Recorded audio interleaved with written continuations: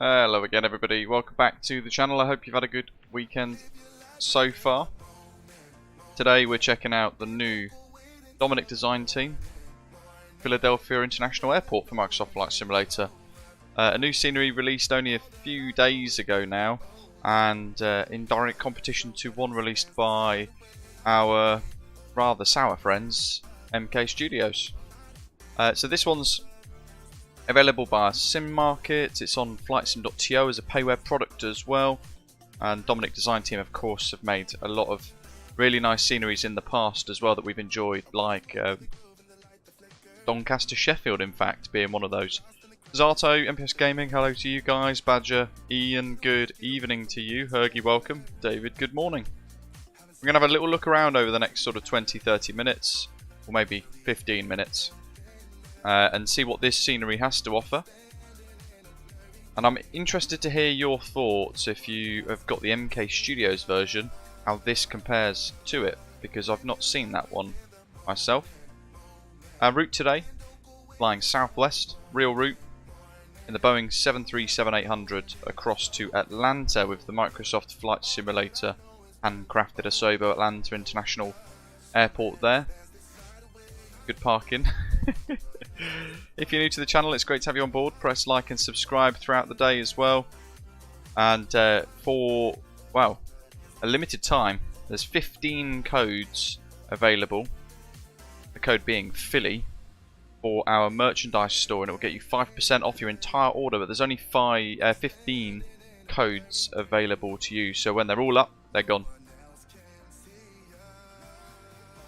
First thoughts, I've been kind of mooching around for the last 30 minutes here anyway, and actually it looks like quite a nice, well-made airport in fairness. Some of the texture work from the Dominic Design Team folks is really nice. The custom apron textures, aircraft markings and all that sort of thing looking quite good. There are elements of it though that I've noticed a little bit blurry, pixelated, etc. And bearing in mind I'm on an RTX4090 with the spec turned right up, there we shouldn't really have much of an issue. So it's obviously a scenery thing. There's us. ImuaOne. It's actually a Boeing 737 MAX 8 livery for Southwest, but it's available on flightsim.to for us guys as well. For those pilots amongst us flying the PMDG 737-800 for now. Till of course in the future they release the MAX 8 too. There are elements of the scenery that have got an interior, there are elements that don't, but one of the nice things about this is A, the size, but B, kind of like that city backdrop. I'd like to see, you know, like Chicago, they've got the landmark city pack, that sort of thing. I'd like to see that. I'd be interested to see what that would look like with good old Philly.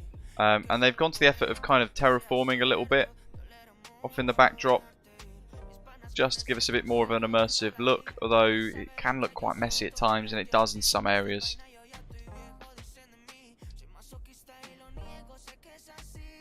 We've mooched around the landside areas to begin with. We're going to kind of scoot around a few bits like the car parks as we have a little look over the airport before we go into the terminal areas and look at the airside sections. Not everything's got an interior, to be fair. Nocturnal Racing, Brab, very nice.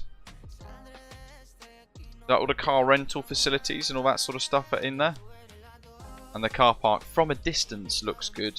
When we go back towards it in a moment, you'll see. In fact, let's go over and have a little look while we're here. It is what we're talking about at the moment. It does look a little bit blurry, look. But from a distance, it's not too much of an issue, is it? You don't really notice it all that much. And Dominic Design Team, of course, known for fairly reasonably priced, well-detailed scenery anyway. FlightSim 1001, welcome. Beast Boy, everyone else, hello to you guys. James, good afternoon. Jay as well, good morning. MPS Gaming, welcome.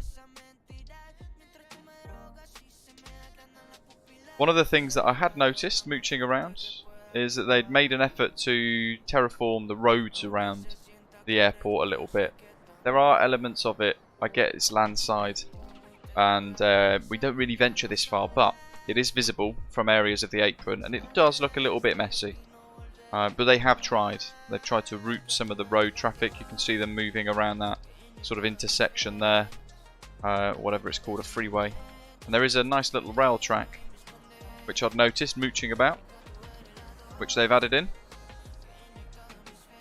And it has got a little train, which is very nice. And you can see it going back and forth all the time, non-stop. Nice little touch, right? Nice day for it, Flight Sim 1001. Most of the buildings, from what we can see, haven't really got much of a kind of glass texture. What I'm going to do is I'm going to spin around a little bit, and I'm just going to go to like night time to see what it's like. A few hours prior. We've got the new NVIDIA update as well, by the way, folks, which was in the MSFS forums recently. Is having fixed all of those hideous graphic driver crash to desktop issues. So we're going to see how far we get today. Well, in a sense, let's wind the time back. Weird, Rab. How's that?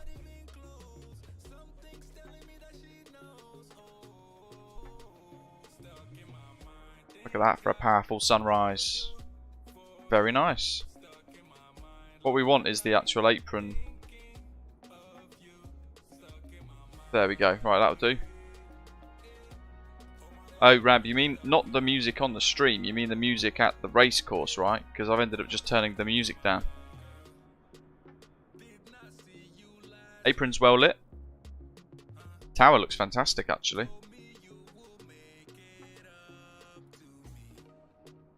There's a UPS centre on the other side of the airport as well. It's, if you guys end up buying the scenery, I'll let you explore that because it looks quite nice. It's well made. There's not much else to it though. It's just a standard-looking generic UPS cargo facility because they're never made to look fantastic, are they? But they've done a good job rendering that in. The night textures here actually look really quite nice. The purple lighting on the tower's looking good. Though I have just noticed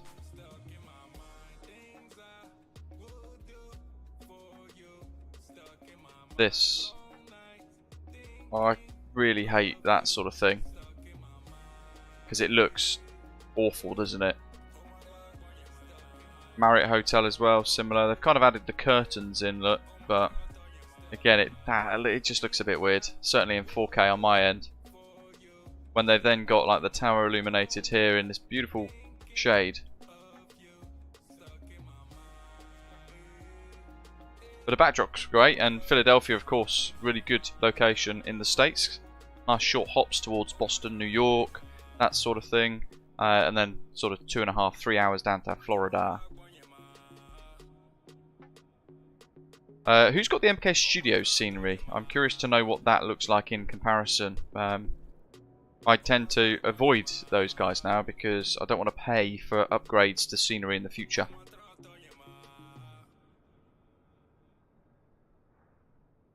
Here we go. Right, so airport-wise, there isn't a mega amount of internal workings. What they've done is they've added this kind of rail network here. I've never been to Philadelphia International Airport, but they have got the tram going through, which is nice.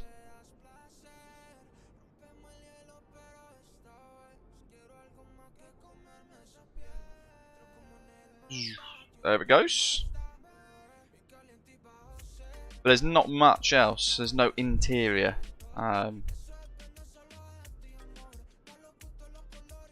Never too fussed about it. But if they were doing an interior, then that's obviously much more important. There are elements of the airside areas. So if we punch into this section here, they've added on the pier here some really nice textures.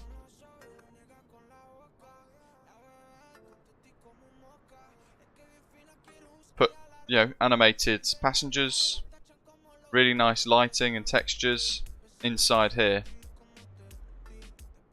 Although the lights again are just PNGs, I think. Don't forget, it is an affordable scenery, to be fair. At the same time, when they're competing against other options, they've got to compete. They've got to be competitive. Yeah, no glass textures there. But again, inside here, we can poke our head in and have a look at this next little section.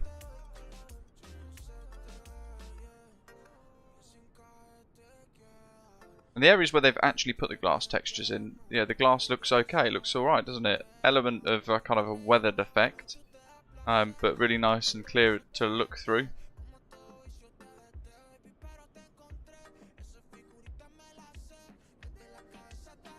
Tower's got no glass or interior.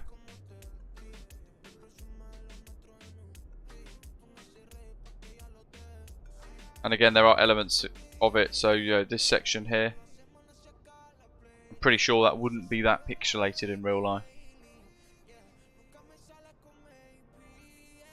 It's difficult because, you know, so elements of this I probably would never have noticed on the old computer, but you kind of, in 4K now with the powerful system like this, you end up noticing a lot of little differences and things that need tweaking and fixing and improving. But then, yeah, you look at the signs, and then the signs are nice and, you know, not 100% crisp, but you can read them very easily. It's kind of a little bit of a blend, isn't it? Some really fantastic bits and some not. Paul, RTX4090, I've had it for about a month and a bit now. No, 2 months in fact. It's remarkably good.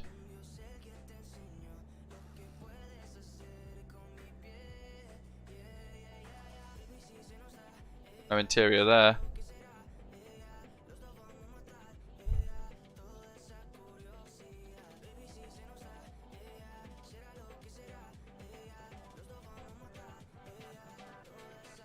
AMD's Ryzen 9 7900X Paul CPU. Right, and this is where we're parked. In this little pier here. So I'll whiz round and down and back as we do that. We use Parallel 4.2 Flow Pro to control the drone cam.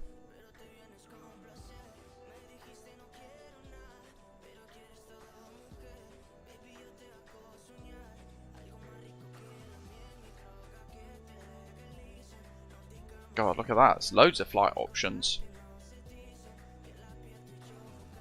Washington DCA is a very short hop.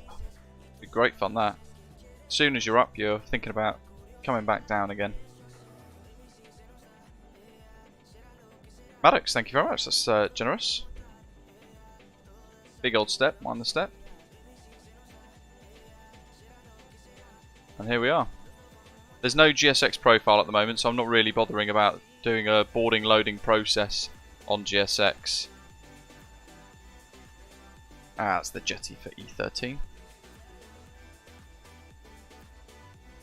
So here we are. It's a fantastic livery. It's time to think about flying as well. So we've got Volanta fired up, Navigraph fired up. We've got our Fast Airplane Toolbox. We've got LukeAirTool, free cabin announcements. And inside the flight deck, we've got everything configured for our route today as well. So flying Philadelphia to Atlanta.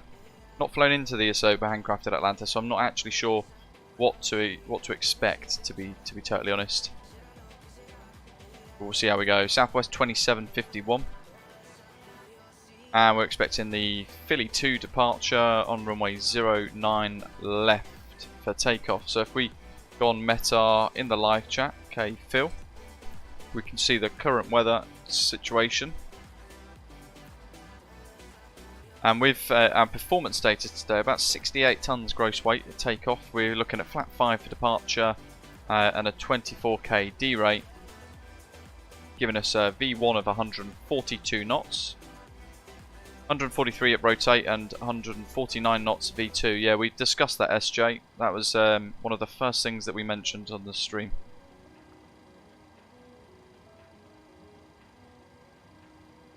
Leaving kind of that as it is, we're going to do climb profile 2. Where is it? M1 limit. There we go. So 36 degree cell temp and actually we're using 24k takeoff 1 the D rate, and then climb profile 2. If we then look at things like Navigraph, there's our MCP panel. Pop Navigraph up on the screen. Currently Echo 15. We're going to push start on the apron. Northernmost taxi lane between terminals Echo and Foxtrot restricted to aircraft with wingspans equal to or less than 27 metres. Parallel taxi line restricted to aircraft with wingspans less than 52 metres.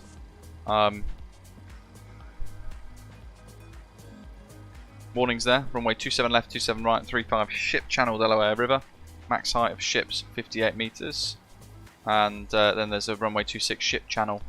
Max height of ships 45 metres. So it'd be good to see ships actually kind of added into the scenery in future, one or the other.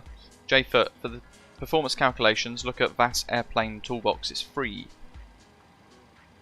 From Echo, we're going to push start, we're going to taxi down. Where are we? We'll push start maybe north, I think. Out on gate 11 onto hotel, then Foxtrot, Kilo, all the way down to hold point Whiskey to line up 09 left, and then taking off on that Philly 2 departure, which, as is typical with major US airports, one of those regional differences on VATSIM that I've spoke about in the past as well on the channel and our various VATSIM tutorials is it's just vectors. So we're going to depart runway heading, and then we're going to self-vector ourselves to Stone. From there, we'll be on our way towards Atlanta, heading west. The initial climb on the charts is 5,000 feet.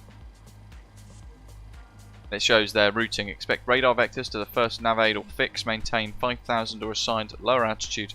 Expect clearance to filed altitude flight level within 10 minutes after departure. And what I've decided is we're going to depart 09 left. We're then going to turn north over the city of Philadelphia because we might get some really good views.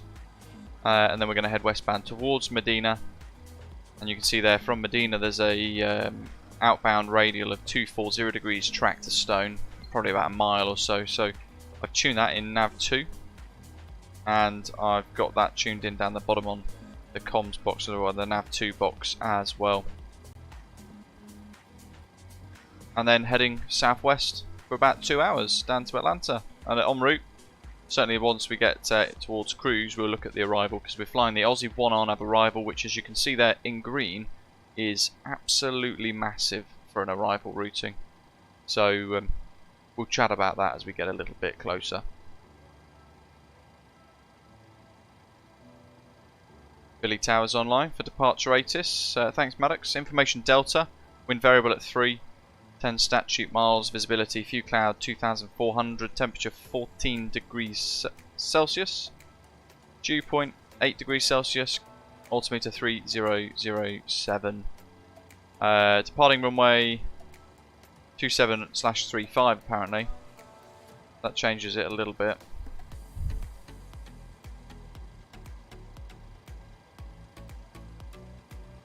(1185).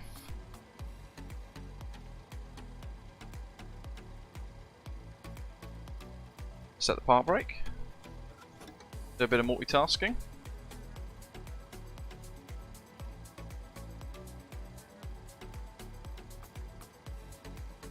So the runway's different to what we planned, but that's fine.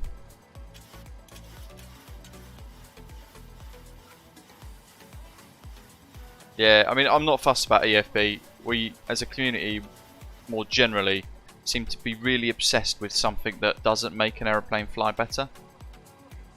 You know, how long have we had the 737-700 for now? The 800 as well. Yeah, we've 737-700 in fact has been out for almost roughly a year actually, hasn't it? At no point have I gone, oh, I wish I had an EFB. But I get it, other products have got that. But I, in my mind, know that we don't actually need one, we just want one.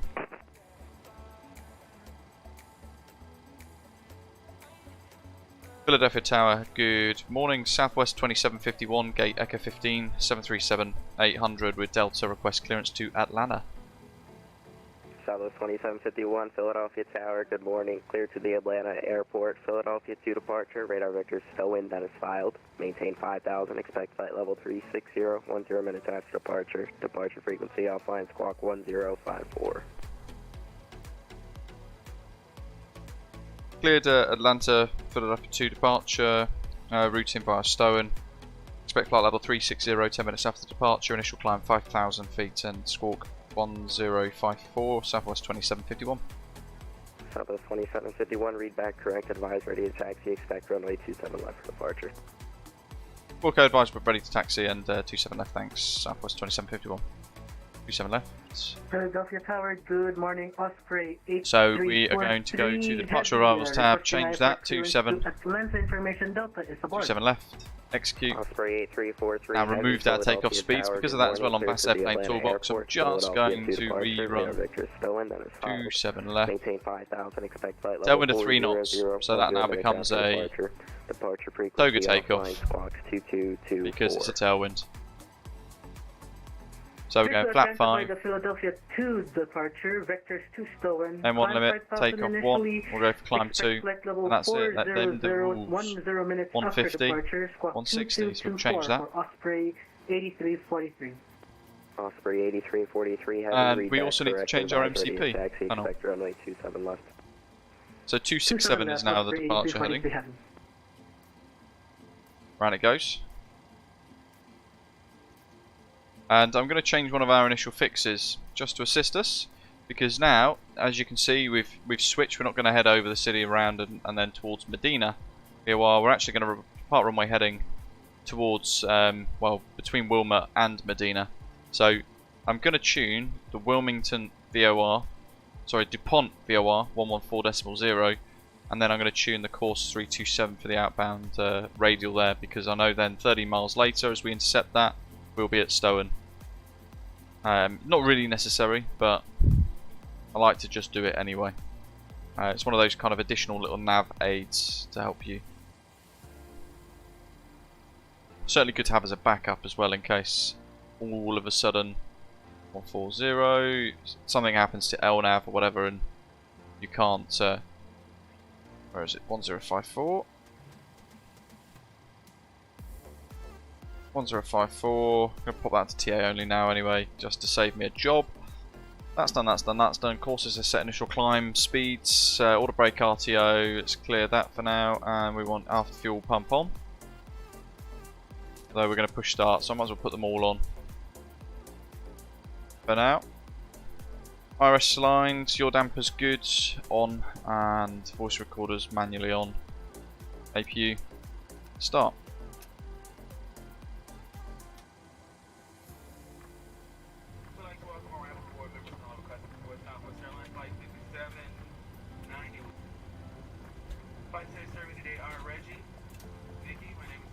Clear the charts.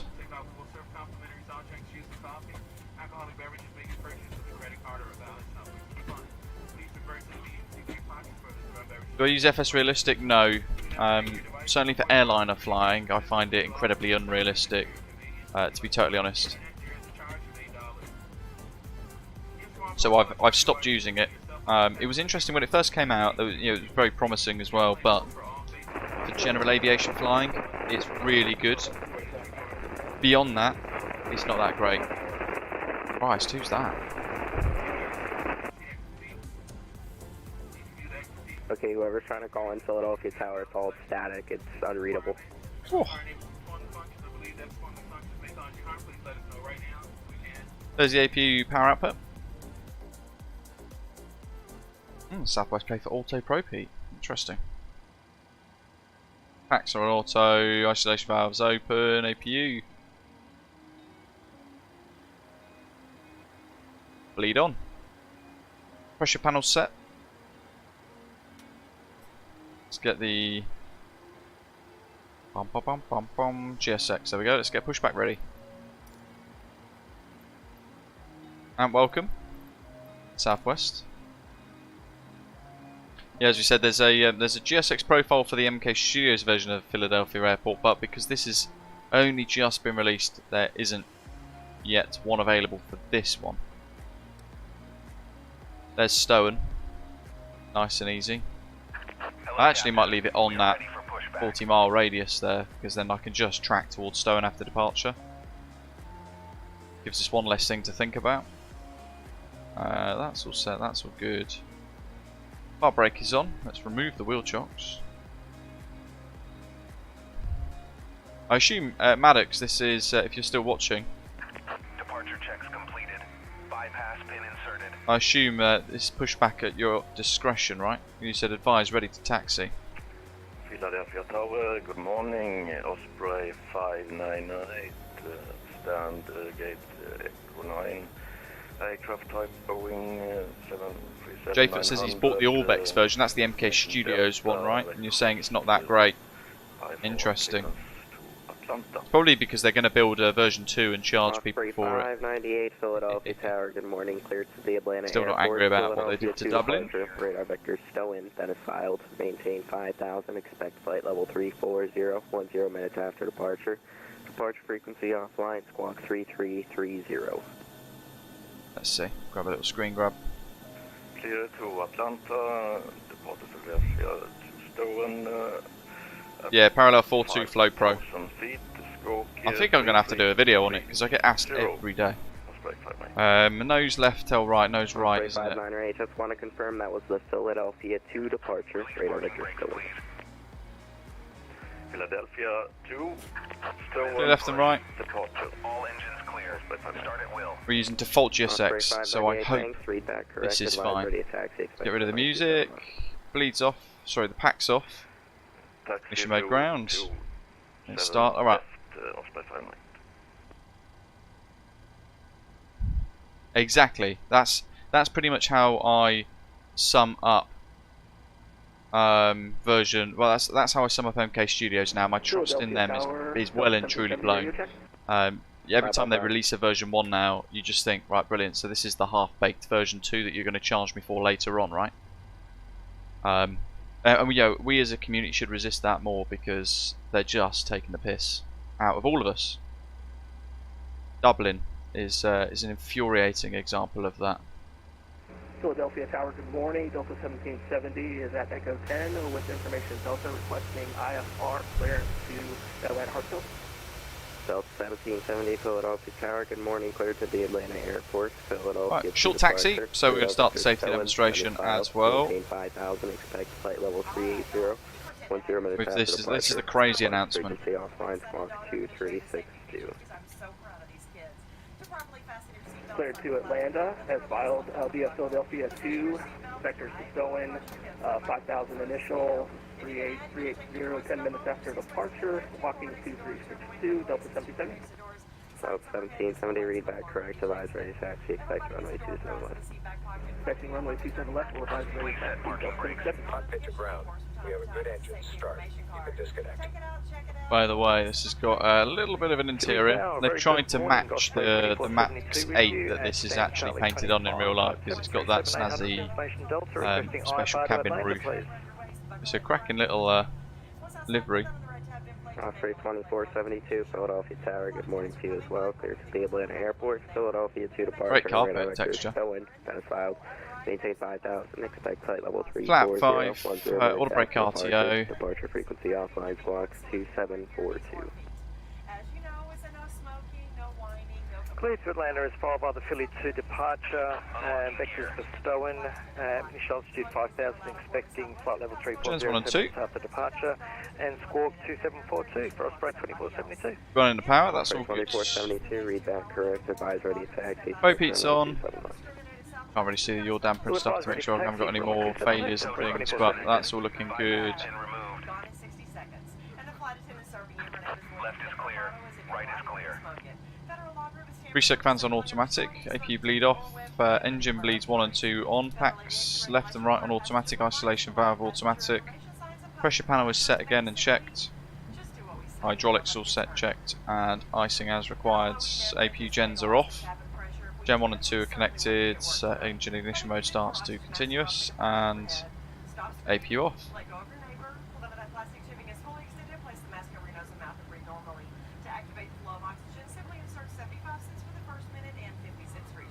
Do a little master caution recall there, just in case we've missed anything. And we've got a little bit of fuel in the centre tank, so that's always a worry, because during takeoff, if the master caution goes off, that could trigger an RTO, projected takeoff.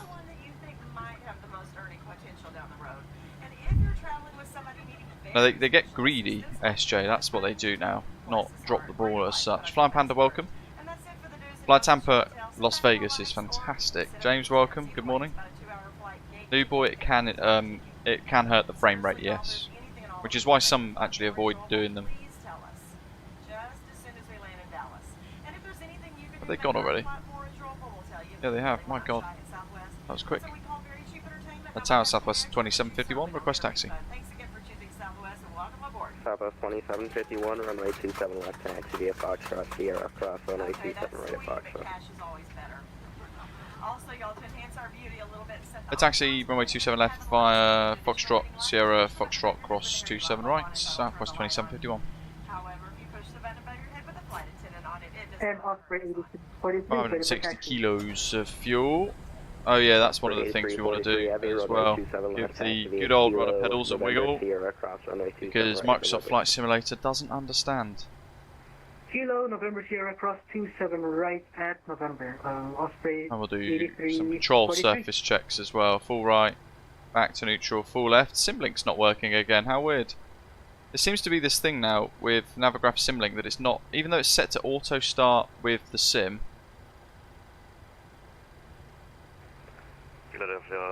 or with Windows rather, for some reason recently the latest updates meant that it doesn't.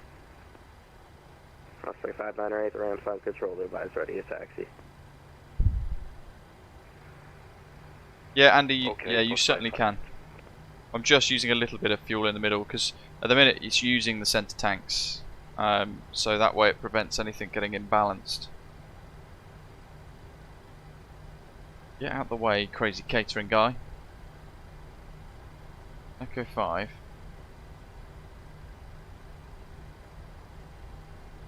We want to go right here anyway, so I'm just going to take it wide.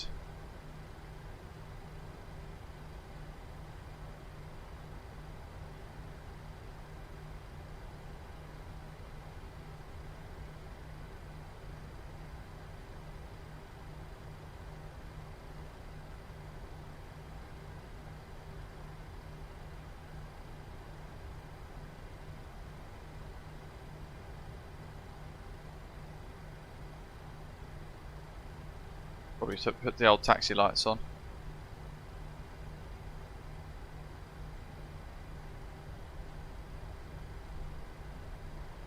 Yeah, that's what you end up having to do, Andy, but you know what, it's really frustrating. So Simlink itself hasn't actually auto-started even though it's set to. So there's obviously a problem with Simlink at the moment. I don't know if it's interesting other people are having that same problem as well actually, it's not just me. I thought it was. Happy days. Small runway over there, runway 8.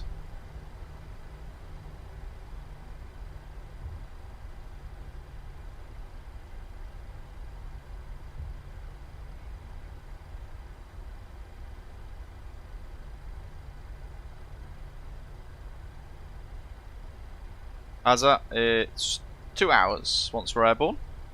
So fairly short. Tomorrow, by the way, folks, we are we've got an awesome. But honestly, the amount of clickbait that some people put out is insane.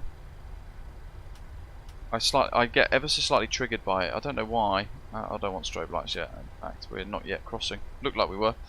Yeah, tomorrow we are flying in the Unibuilds A310 again. It's been a little while since, but we are off back to the incredible sim flight, Bangkok to Bumi International Airport, and we're going to be flying to Dhaka again, that Final Approach Design Simulation Studios team, Dhaka International Airport in Bangladesh, which is a spectacular airport scenery. It's really nice, and we're flying Biman, Bangladesh. You know, should be quite an interesting little day, and that's going to be tomorrow's live stream, same time as always, 1200 UTC. Andy, that's good to know. Foxtrot onto Sierra, so we're down the bottom. Harry, so an element of it, this bit here, is the Tobii eye tracker. I only use it on the ground in the airliners because otherwise it's entirely pointless. But it is really handy for taxiing. Big fan of it during taxi, to be fair, it's pretty good. And then you end up isolating it for takeoff, really. Russia, yeah, you should be able to, unless there's a BBJ1 profile.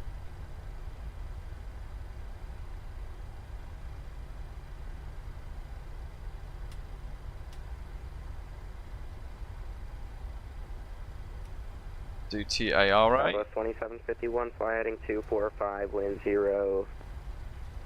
Actually, the wind variable at 3, runway 27 left, clear for takeoff. After departure, we're heading to 45 degrees and runway 27 left, clear for takeoff. Southwest 2751. Traffic, TCAS, terrain.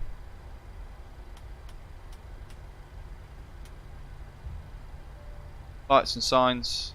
Strobe steady, good, that's all done. Centre tank's got 510, so I'm going to turn them off for now, as we mentioned. Pretty good little tower design there, and some fuel farms. We'll get that control visualizer up for you guys as well. So, displace thresholds, oh that's interesting. Here's a big emission from them. Why the heck are they still there? We're just going to have to go through it. James, yes they are. So, stick forwards.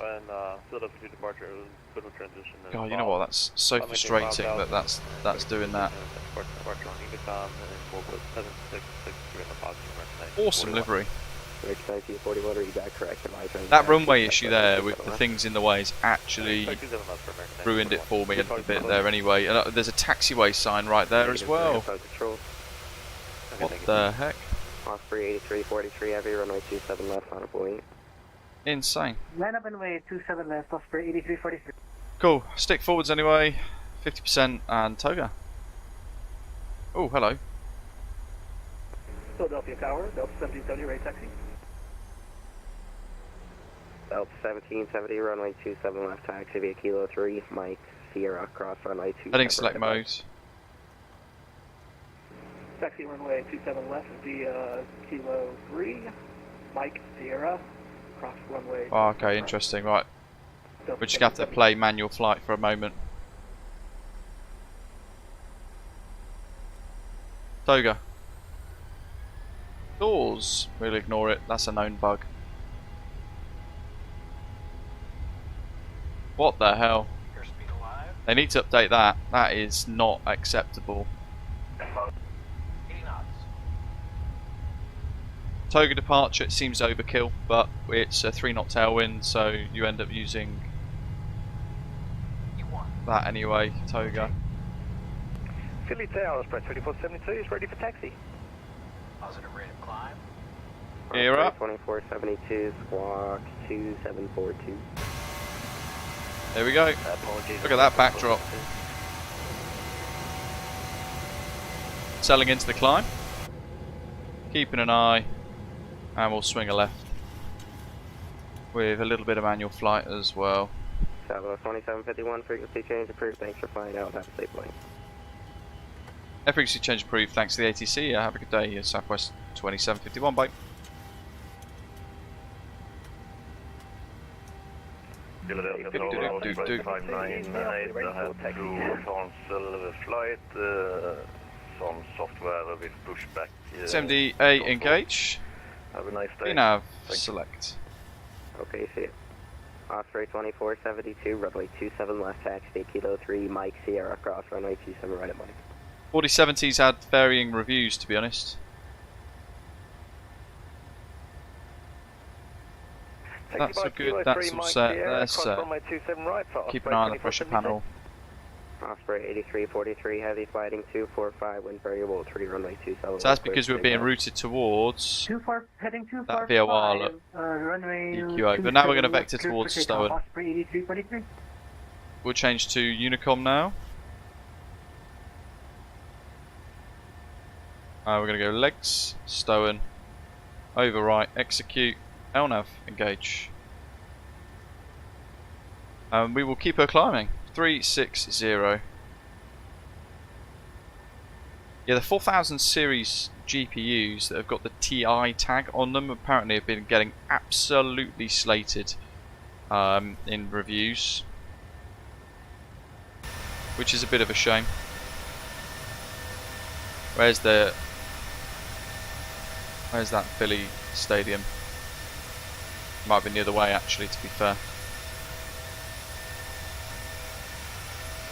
Hello Blue. Very well, hope you're well. MPS Gaming, that sounds weird. First time hearing something like that. Harry, I haven't pledged. I was trying to get the 99 quid, the $99 one, but they sold out pretty immediately, didn't they? It was like within 1 minute or something. So I figured instead I'm just going to wait for the product to be released properly. Yeah, to be able to get one of the $99 ones, that's incredibly lucky.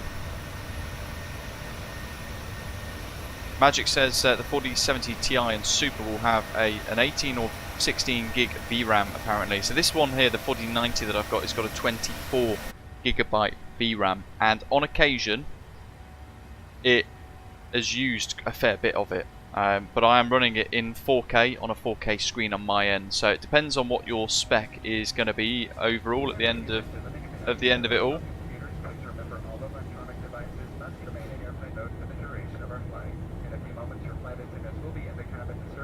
But yeah, definitely research the 4060 Ti and all that sort of stuff, because I've heard it's pretty bad. Performance-wise, it's been worse than the other the 3000 series, which is just insane.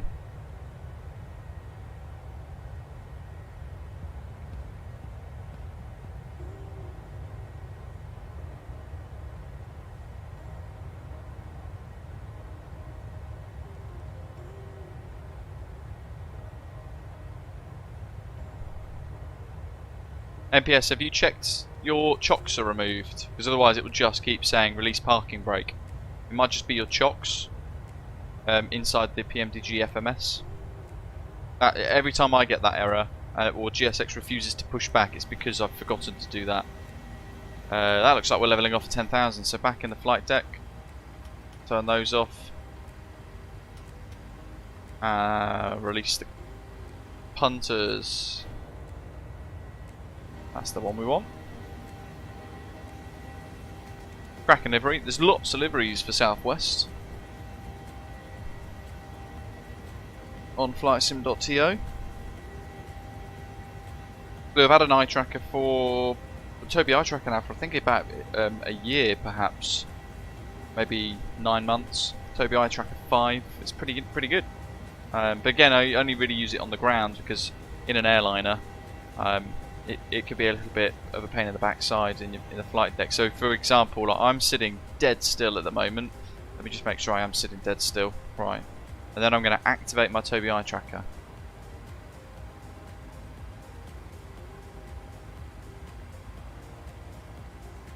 So it jumps, which is a little bit weird.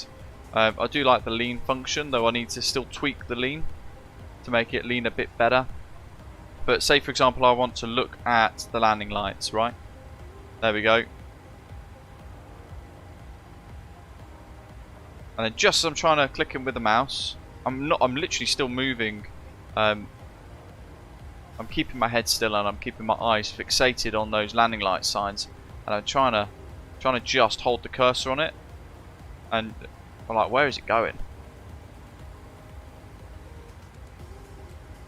That can be annoying at a critical phase of flight like takeoff. Boarding time, epic. Thank you very much. They are definitely some of the best flight sim liveries.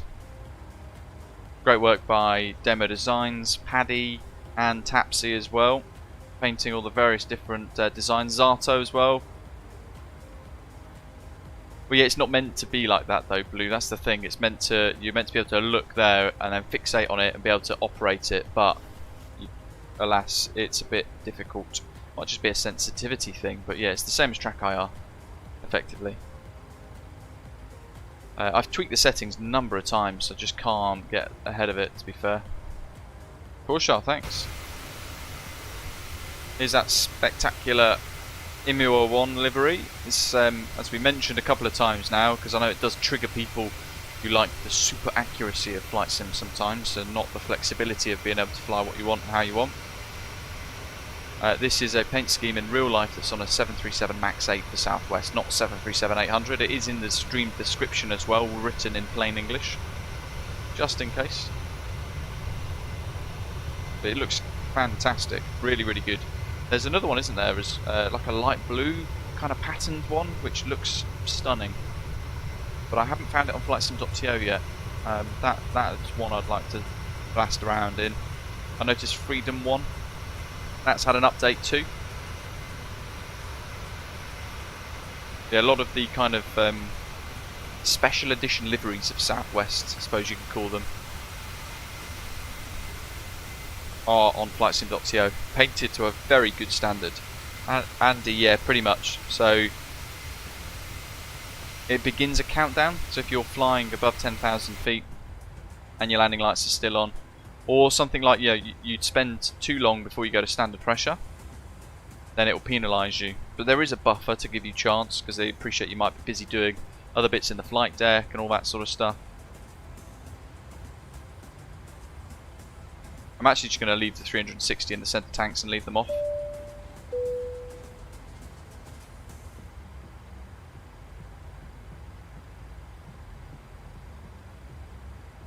Stupius, welcome on board. Thanks for subscribing to the channel. If you're looking for some merch, folks, as well, there are 15 voucher codes available. The code being Philly in the pin live chat bit, and it will get you 5% off your total order via our merchandise provider. There's only 15 uses of that code available before it's gone.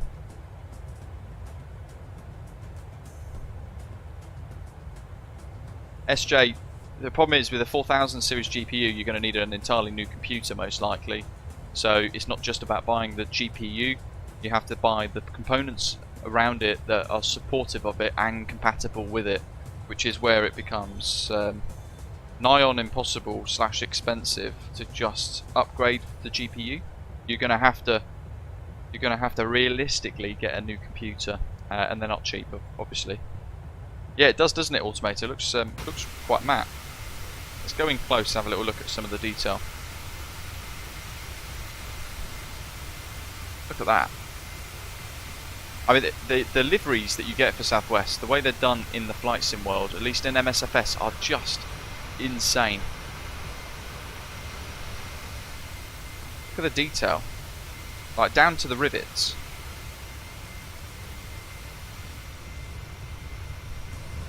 Quite remarkable, isn't it? How somebody's able to generate that and create that. Look at that. Even to the point where you can actually just read the door. A little bit bumpy.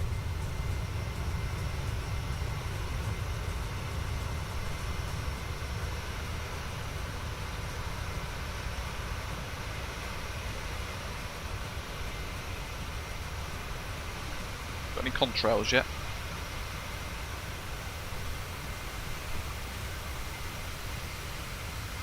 Not yet.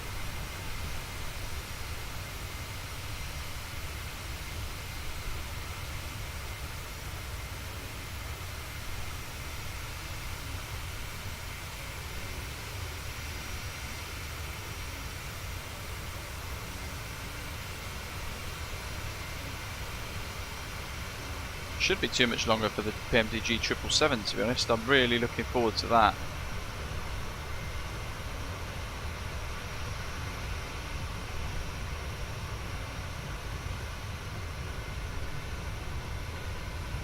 Very nice. I'm sure you'll be fine, Flight Simmer. If you get stuck, make sure you download my checklists and have a little look at my tutorials for the 737 as well if you want to get started with ease.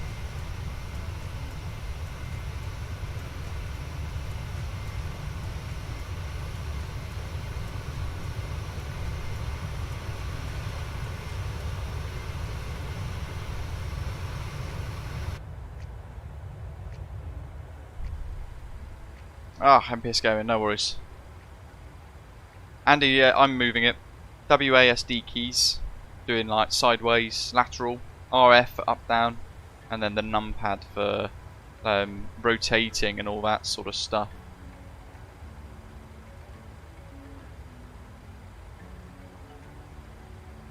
Blue, it's in the description, I think, for the live stream as well. LukeAirTool still. Still free as well. Still quite comprehensive with the cabin announcements and things. Alex, thanks for the 80 seats. Very kind of you. Appreciate it.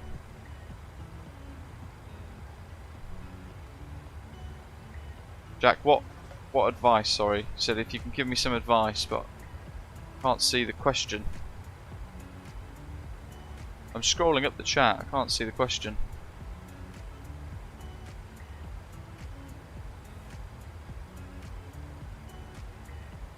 Joe's joining us, Delta 905.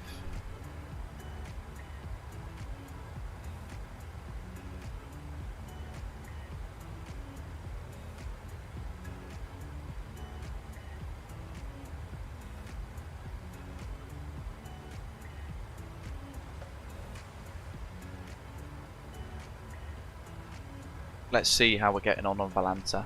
I'll try and put some of these screenshots on as well. I'll do one at a time.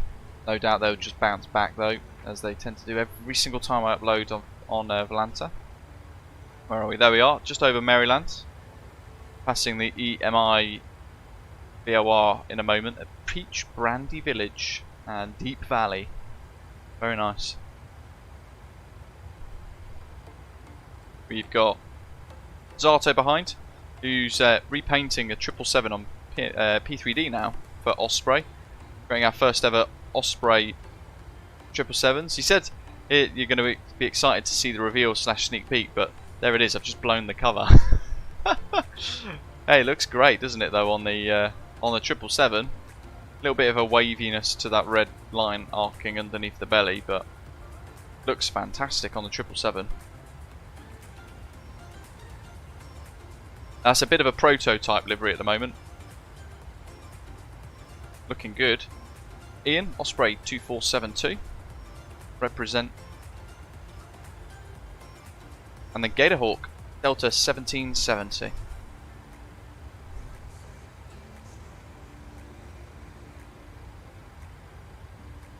On the ground still. Delta 905, 737-600. And then we scroll in a little bit more. There we go, MPS Gaming, 5908, Osprey 5908. In the 737-900 Osprey Holidays livery. Routing today, going to take us over Washington Dulles. View of Washington itself, hopefully on the left hand side of the aircraft. So we'll look out for that as well. Washington DCA down there naturally. Should be quite good. And then heading over Virginia. A little bit of North Carolina, I think. Not best with my states. I know it says it there, but trying to work out roughly where the borders of it are. And then down into Atlanta. Big old diagonal line. When we get past Washington, we'll be near that CSN VOR. That's when I'll be looking at creating the arrival. Oh, it did upload. I'll try and put them in one at a time. There is an update to Navigraph Simulink. Would you like to download the update version now? Not now. All the times. Literally using it. Keep that heading bug rotated.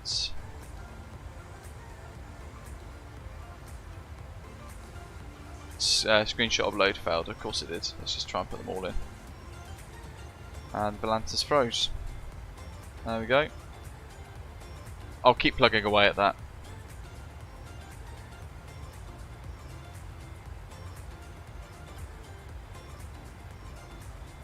Jack, because you don't have the option to dictate exactly what is shown on model matching, basically what it looks for is your aircraft type code and the call sign identifier for the airline. So like, you know, Etihad's ETH, I think, isn't it? Or is it ETH? Yeah, I think it is.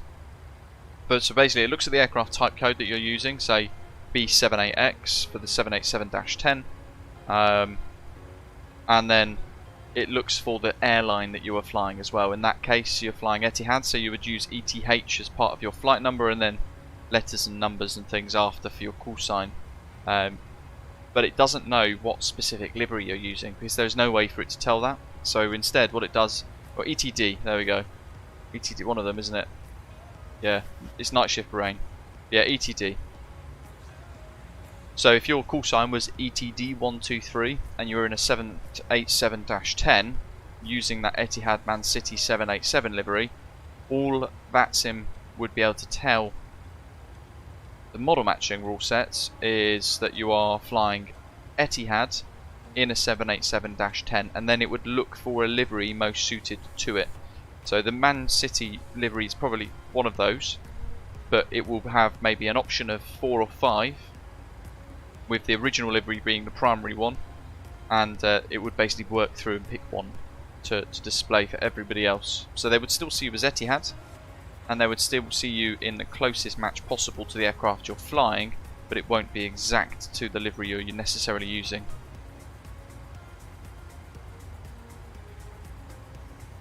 Oh, that's a good job then, Ian. Zato. Zato says as well, once the flight's done, off I go into the PMDG 747 next. Ian, incredibly busy. I don't know if you can tell, but yeah, overtired today, in fact, to be fair. Cloudy Box, I was going to try to. I've got way too much stuff going on and can't really afford it at the moment, so unfortunately not, although I really was hoping to be able to make it this year. Maybe next year.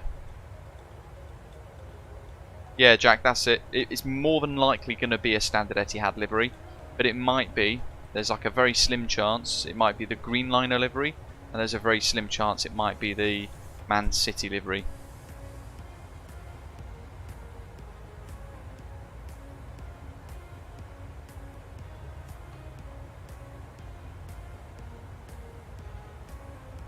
Flight Sim, it's probably because you're too heavy. Jack, no idea. I know the books are incredibly expensive. It's woefully expensive to try and become a pilot anyway. So I'm not, unfortunately, not an airline pilot. I wish I was. Twice now I've run out of money doing my private pilot's license, because it's now roughly about £250 an hour. Those of you in the States, it's about what, 320, 315 US dollars per hour, which is eye-watering money. And that's just for a PPL. That's not even then going on to like the DA62s and all that sort of thing. They're looking at, you're looking at about 550 to 600 pounds an hour on doing your multi-engine stuff.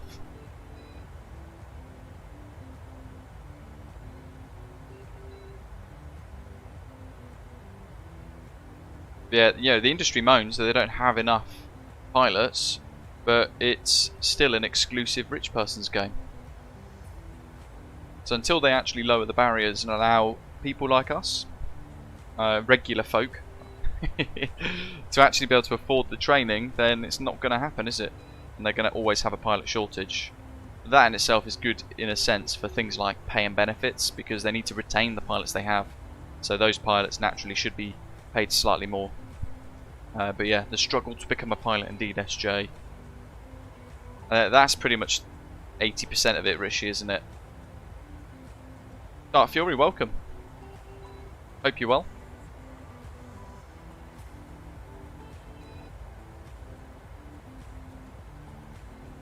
Jack, just enjoy it. So it's kind of Flight Sim's great, isn't it? In the sense that most of us would absolutely love to become a pilot, but we are unable. Realistic flight sims, ones that look fantastic as well, give you that level of immersion, is the best and the closest way that we're ever going to achieve that dream. So you then kind of spend a lot of time and energy learning things inside the flight sim, and if you enjoy it, then it hopefully comes across in the videos and all that sort of stuff that I do as well. Yeah, I work around, currently at least, I work in and around Heathrow Airport, but I don't talk about what I do for work. Slash, actually not allowed to talk about what I do for work. You're more than welcome, Dark Fury. It's been radio silence actually since from the person in question. I'm sure they'll pop up at some point soon.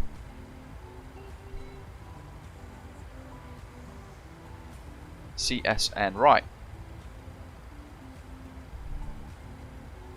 For those of you who haven't heard of DATIS, you can go to datis.cloud, cloud with a W, CLOWD.io, and then go / and you type in, say for for Atlanta, KATL, hit enter, and it'll give you your departure and arrival ATIS as per the real airport in real life.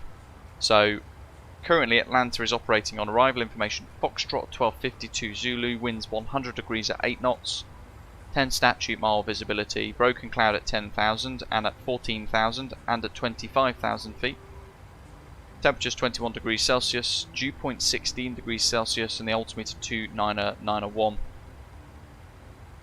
Simultaneous approaches in use, ILS 08 left and 9 right, and ILS 10. Taxi lane Delta, closed between ramp 6 north and ramp 6 east. DME portion of ILS runway 09 left doesn't work. And then blah blah blah. So, we were expecting the ILS 08 left via Larry and the Aussie 1 arrival flask transition. So ILS 08 left, that is in the ATIS. With that in mind, on Navigraph, there's our current location.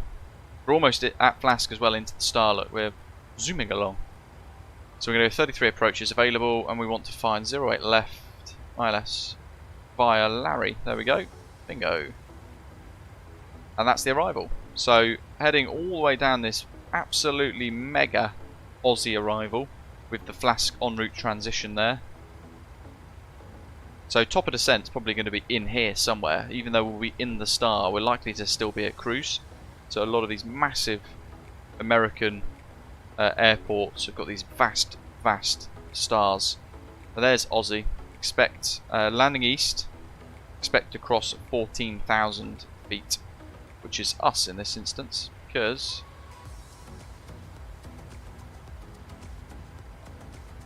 we're going to be landing ILS 08 left, like so. If they have initial prelim.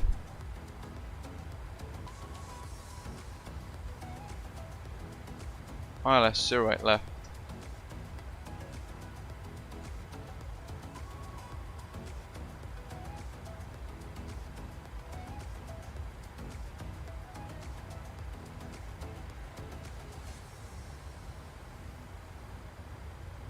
So it's for parallel approaches.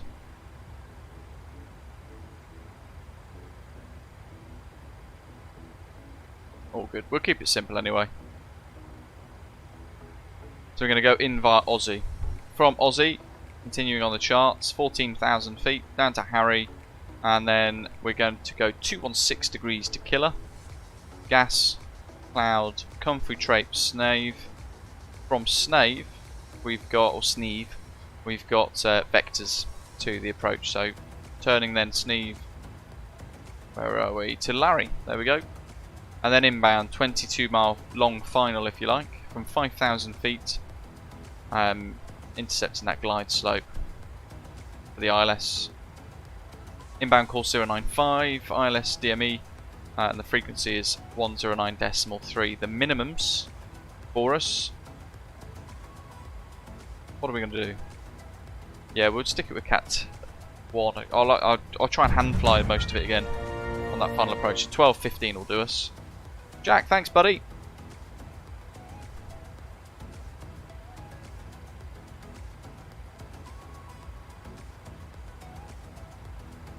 Oh dear. Headwind have been sucked in by Clink the Crook. Thanks for the super chat, Jack. Very generous. How you doing, Nighthawk? Yeah, that's actually caused me a little bit of worry, to be fair. all of a sudden Headwind saying they've joined Project Megapack. I still have got it burned in my mind how Clink left the community ages ago with the Project Megapack when it first actually kind of stopped. And I remember the Discord server, the torrent of abuse on the announcements page, basically just shouting at everybody angrily. And with that in mind, when their kind of PMP thing came back and Clink asked me to promo it and everything else, I said absolutely not. I don't get it.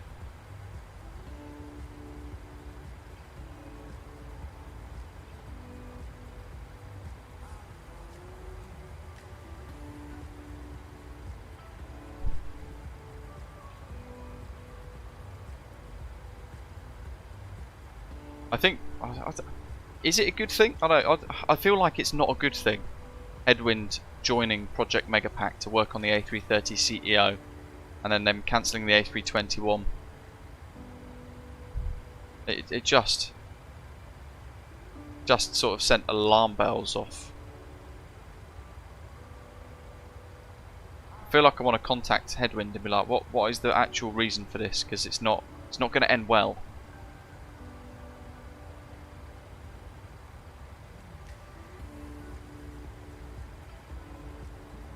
Aussie 08B Flask. There we go. So that's what our arrival's going to look like. Yeah, I'm not a fan of the idea at all. Actually, doesn't sit right. Those of us who, so like Dark Four, you must remember the way in which the Project Megapack thing ended before. With those announcements on Discord and things like that. Just I don't get it. He's only interested if he wants something. Clink.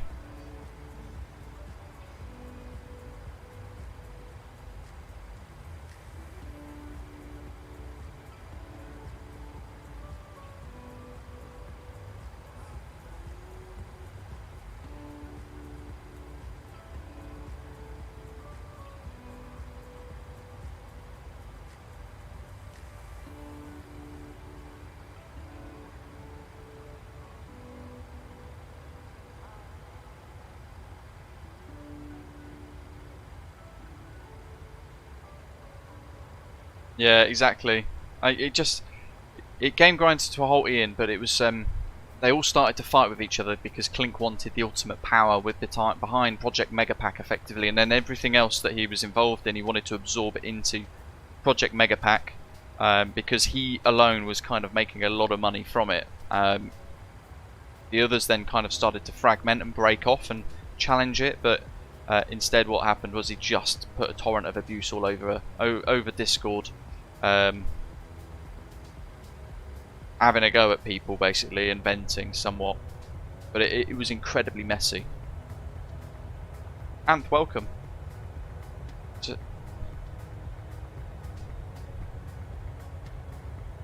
I kind of wish I'd kept all the I took screenshots of it at the time, and I kind of wish that I'd kept it, but I just figured that they'd gone away until they came back, and I was like, oh, for God's sake.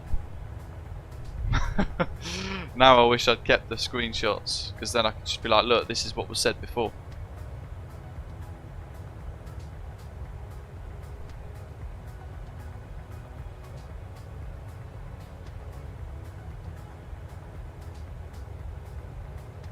But also as well, similarly, Headwind want to be merged with Fly-by-Wire, don't they? They want to do more work closely with them, and I guarantee they will not want to be involved whatsoever if PMP are involved. I'm gonna I feel compelled to DM the guy. Big old alarm bells going off.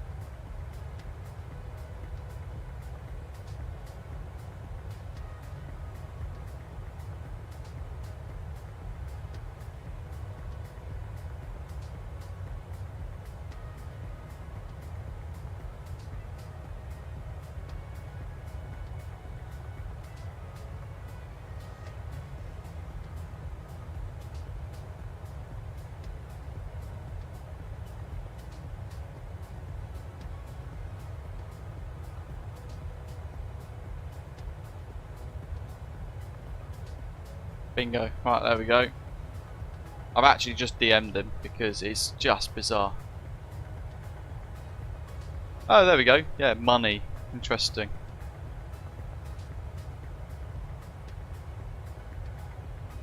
I just said, like, I'm actually quite shocked to hear you've partnered with PMP with how their project ended a few years ago with the torrent of abuse that they put out into the community. What's the reason behind joining forces with them?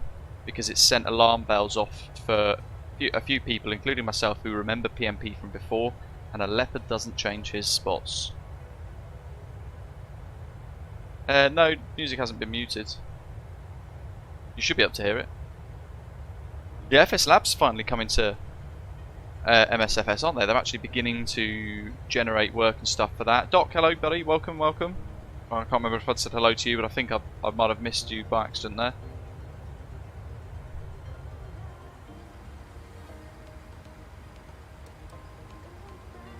Wow, flask already.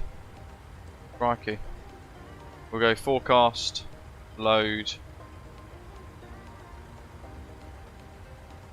execute.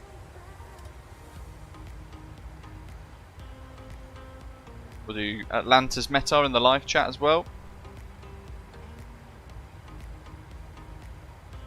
Coca Headwind have terminated it.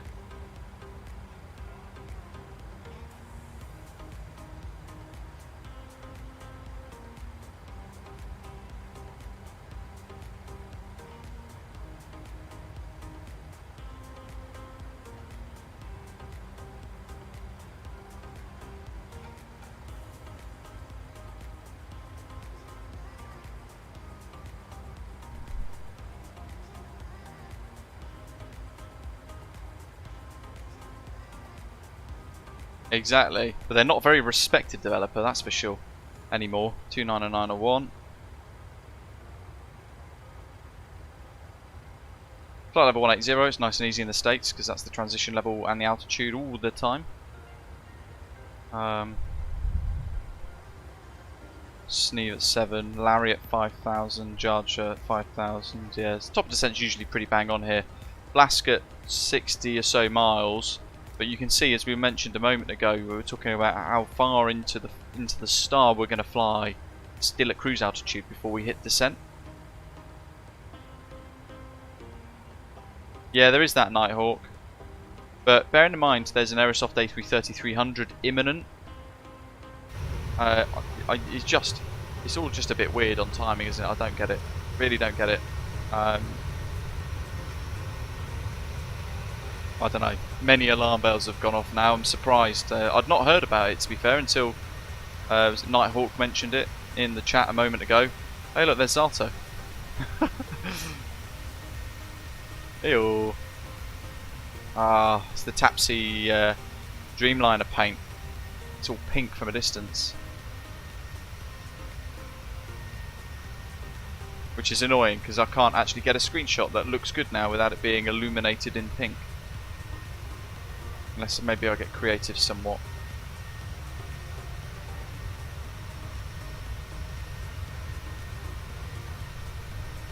Yeah, no, it's totally pink, isn't it? You get close enough, it loads in. That's quite a far zoom, isn't it?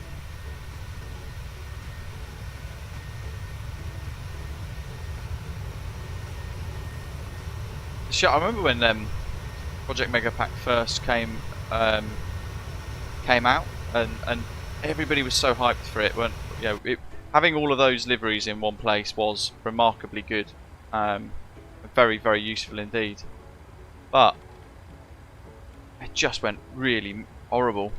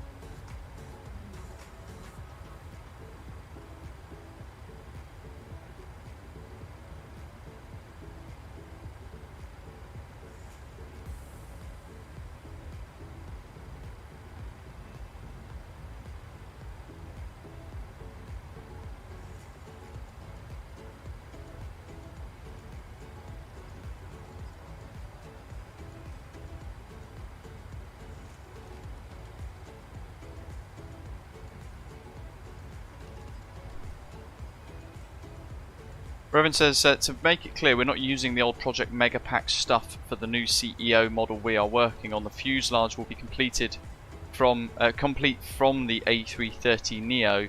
The engines come from Qubit, and the wings are coming completely from scratch. Qubit, I thought, was making the 737.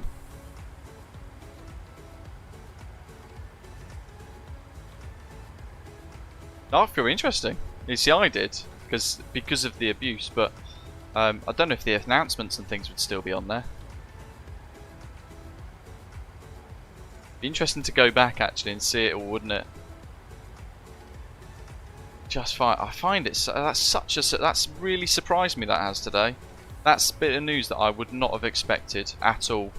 I think that's a whopping great big oversight from them. I think they've been sold a little bit of a fib perhaps by PMP, or been wooed by cash. It's just a bit weird.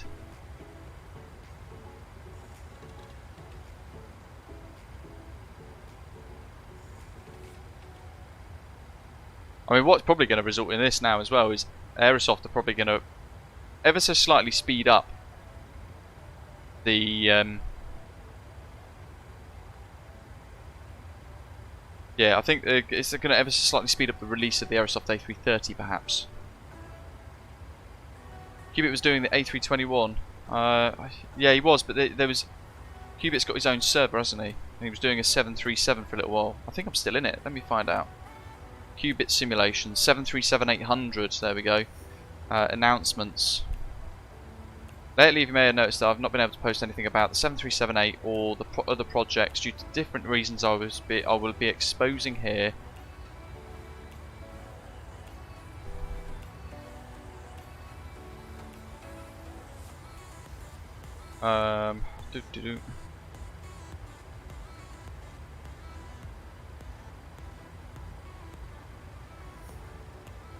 Oh yeah, there's literally nothing, really.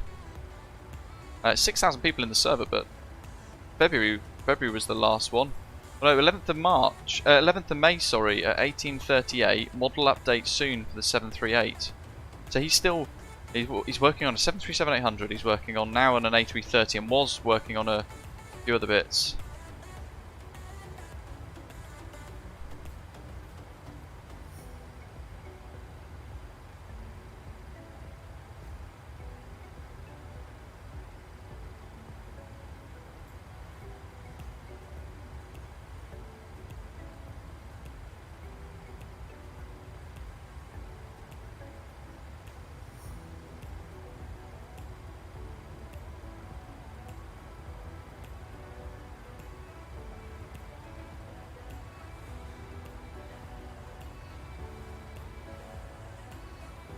Automated says, I hope Heavy Division get their 87879 model out. Love a shorter Dreamliner. The 789 would be fantastic, wouldn't it? Particularly good, actually, to be fair. And also saying that the AAU updates have been great from working title.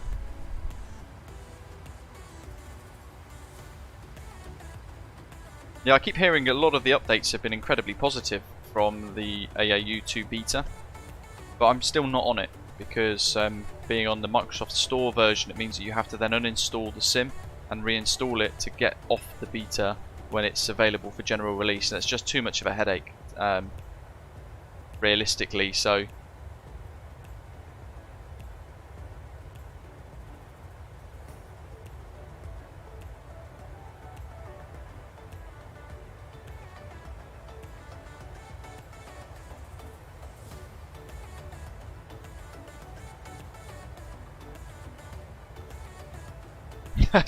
that's properly taken me aback, that news. I can't believe it. Lots of red flags have gone up from stuff before, and I don't think the developers at Headwind were around at that time either, so I don't think they're even aware of it, which is kind of a little bit more alarming, because you worry that they're going to get dragged down with PMP. Kevin, welcome. It's going to be great, isn't it, when it comes out? Vipers Racing, welcome to you as well. For RTX4080, power supply, how much would be okay? What's all of the other spec that you've got, Vipers Racing Monos? Put your whole spec in the live chat for us if you can, and we will work it out. Flight Sim, I think so. It's hard to tell, isn't it? I know they'd paid for various outlets, including our channel here, for ad slots at the start of streams and some community posts and things to just generate awareness of their product and their project for their Kickstarter campaign. I did try and buy one of the super early birds, just didn't get the chance, and then I thought, you know what, I'm just going to wait and see, I'll end up just seeing what it's like and buying it itself. But at the same time, in fact, I wonder if I can show you guys. I'm going to reach out to these developers because someone else sent me something the other day and said this looks epic. Microsoft Edge, where are you? Stand by, everybody. There we go, lovely. So, David, nice, got the second tier level of the mini FCU. So, there is another one called Cockpit Simulations, I think it is. Where is it?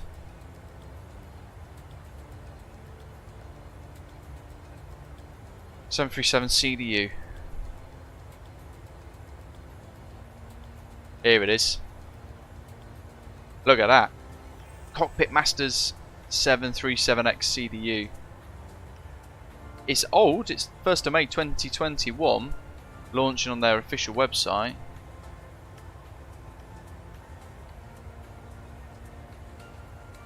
Where is it? Oh, Aerosoft actually sell it on their website. Cockpitsimulator.com, here we go.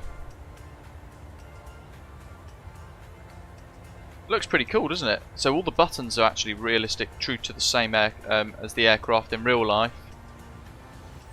Just don't know how well it would integrate and work inside Microsoft Flight Simulator because there's no information whatsoever about it.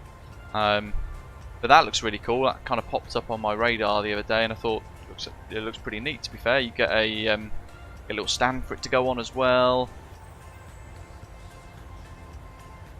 And they want this cockpit bridge thing with a USB connection. So, in fact, there we go. Microsoft Flight Simulator, PMDG 736, 7, 8, and 9. Very nice, but they do the whole lot. So, if I can show you the other bits, this is where they're really starting to pull me in because they do the MCP as well. Look how fantastic that is. How that looks. And this came about because we were talking about with the mini FCU stuff. People were like, oh, I wish we had Boeing, a Boeing one, and I didn't know this existed. This has been out for 2 years now. A lot of money though, $1,000 for that MCP. It's a real flight simulator product, 1-to-1 scale of the real aircraft size.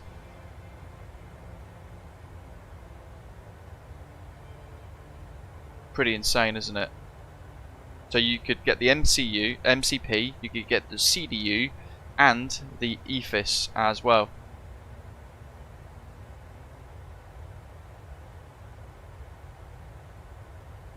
Just madness. Does that mean it's not very good if hardly anyone knows about it, Flight Simmer says? I don't know, to be honest, because well, I'd not heard about them, but perhaps it's because they've just not actually generated any ad campaigns or anything. There's a special stand for it all, so you can mount it all into one massive dash. How cool would that be? Right above your yoke and stuff. And then I'm like, I actually want that because of how good it looks. But that's easily $2,000 for all of that, isn't it? Was it 9 to 2.5? Almost 3, yeah. About, we'll call it $2,500 for those, which is just insane. They do a 777X CDU. Very brown. Jay says the reviews I read on Amazon about those were not great. Interesting. They look fantastic though, don't they? Look at that. Somebody on our Discord server has bought one of these, and it's en route. I'm interested to see what it's going to be like.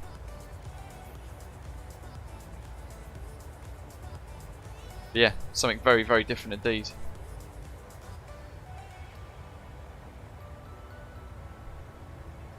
So for those of you who were wondering at the time when you were seeing our our few bits about the mini FCU, the ADSIM bits, those of you who are asking about Boeing option, turns out there actually is one, and there has been one since about 2021. David, absolutely, yeah. But yeah, as you say, the price is an issue, even though they look fantastic. Flight Sim saying there potentially Captain Canada uses one as well.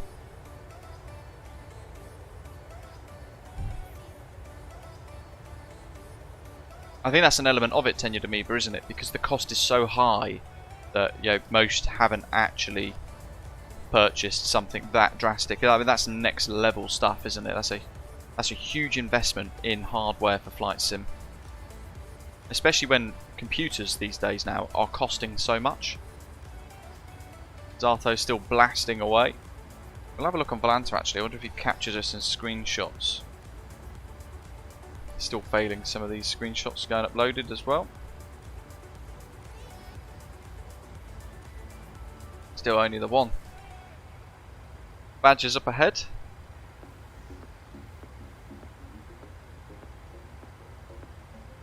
No ATC at Atlanta yet. Sorry, where's that? Columbus has got ATC. Ah, there we go. Coming soon to P3D, one of the first P3D liveries. Notice that reg is upside down. This is in prototype still, folks. But yeah, Zarto's now reinstalled P3D. Some of you guys still fly on P3D, and it'd be nice to include you in Osprey Airways, and here we are. That, and I think an A320, wasn't it? I think Zarto coming soon to Osprey Airways on P3D. I don't know if New Sky supports P3D, to be honest.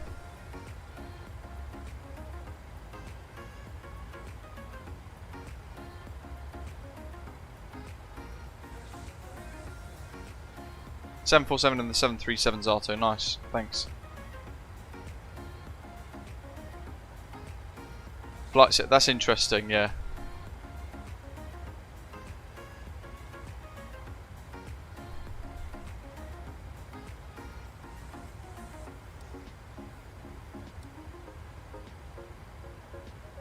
G'day Joe, welcome. Hope you're okay, having a good weekend. What did we say our approaches were going to be? Runway elevation, sorry, airport elevation is 1,000 feet. Actually, it's 1,026, but the touchdown zone is 1,000 feet, 1,015. So the closest of those would therefore be 1,000. There goes the woofer, going crazy in the ring camera.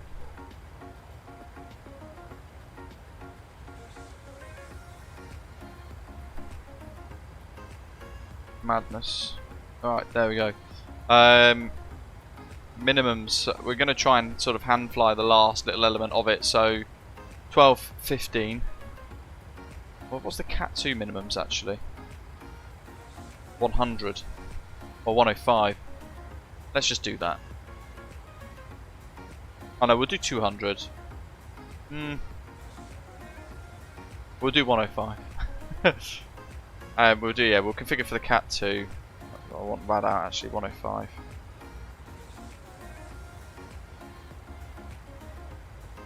There we are. Woof woof, indeed. Loki saying hello to you all.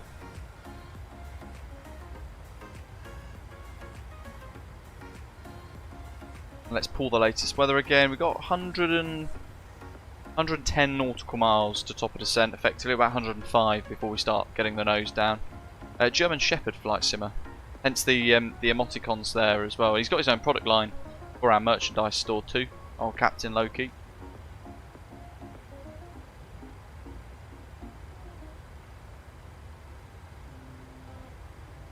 Definitely now got some of Flight Sim's most unique merchandise products.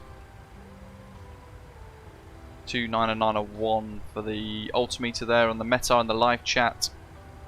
So minimums, that's all set, that's good. And then the estimated landing weight is going to be 63.4.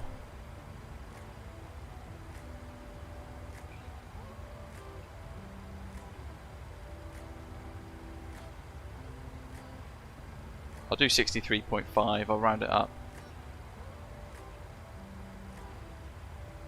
And that's going to give us flap 3146. Take that. Why is Navigraph Simlink still popping up saying, would you like to download the update now? Literally middle of flight.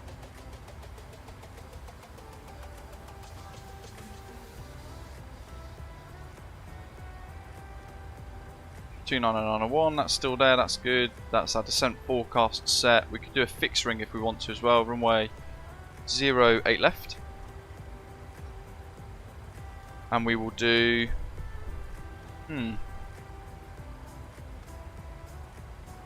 What do we got here? Shell is 2,900 feet at 7.4 DME, so we'll do 8 miles. 160 till 4 DME, that'll do us. So we'll have a couple of little fixed rings in as we get closer to the airfield to get displayed, and our VREFs are set. But they might need to be checked and tweaked as we get a bit closer as well.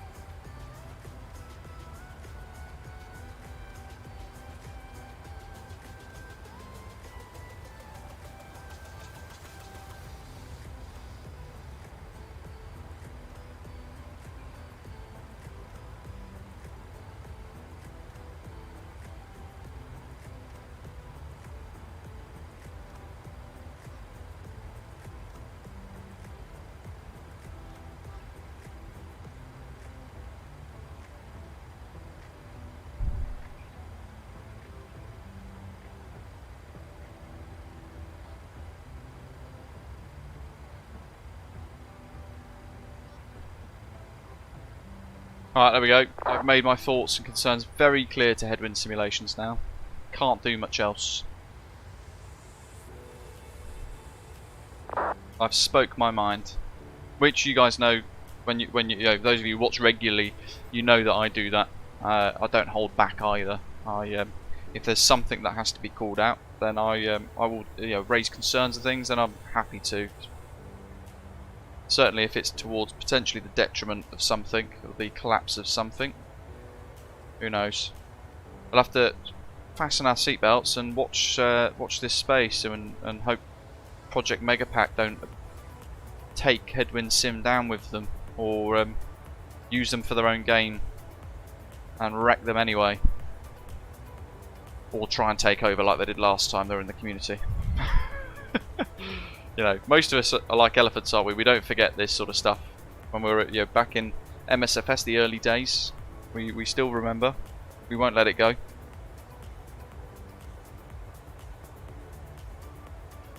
Jay, nice. Saying, I'm glad you're flying to my home airport, overcast at Atlanta today. Interesting. We'll find out when we get there. We've configured for a Cat 2 ILS anyway, so we'll have a fiddle, hopefully from about 1,000 feet. We'll turn the auto thrust off and hand fly it in.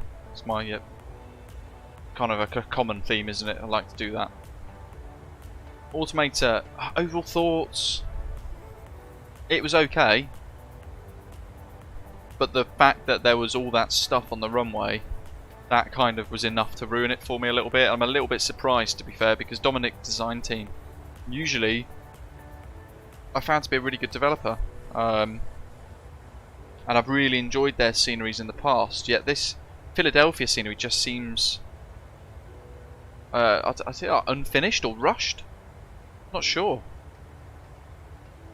It's got a different feel to it. It doesn't seem like it's from Dominic Design Team, if that makes sense. And then it thinks to me, yeah, that's it. That's the thought that I had. Maybe if they just rushed it to get it out because MK Studios released theirs a week prior and kind of caught them off guard, perhaps. I'm not sure.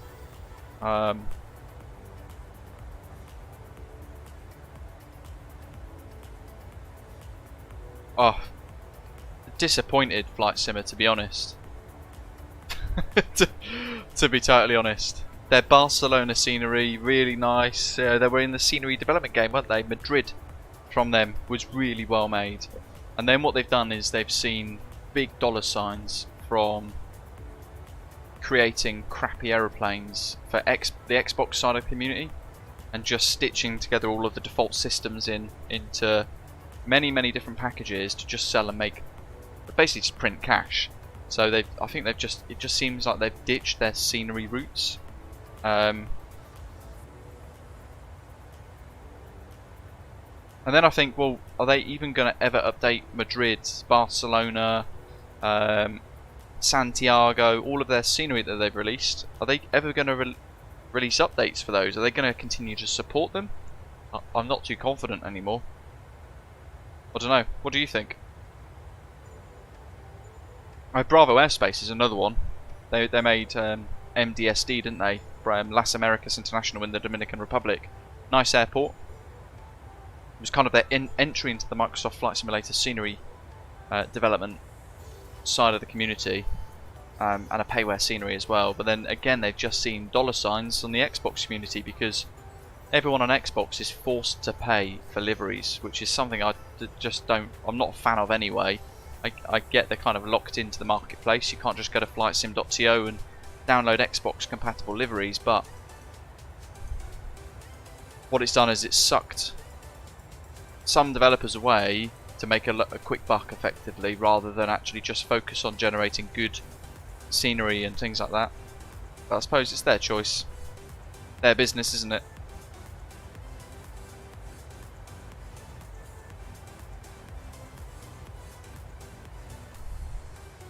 But that's what they've done though. They've kind of jumped on the fact that you guys are trapped with the things that are available to you in Xbox, and they've kind of jumped on that just to print tons of cash.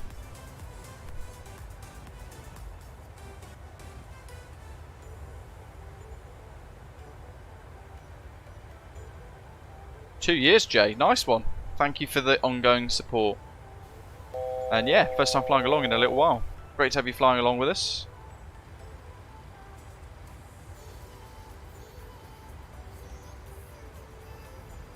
Exactly, Zato.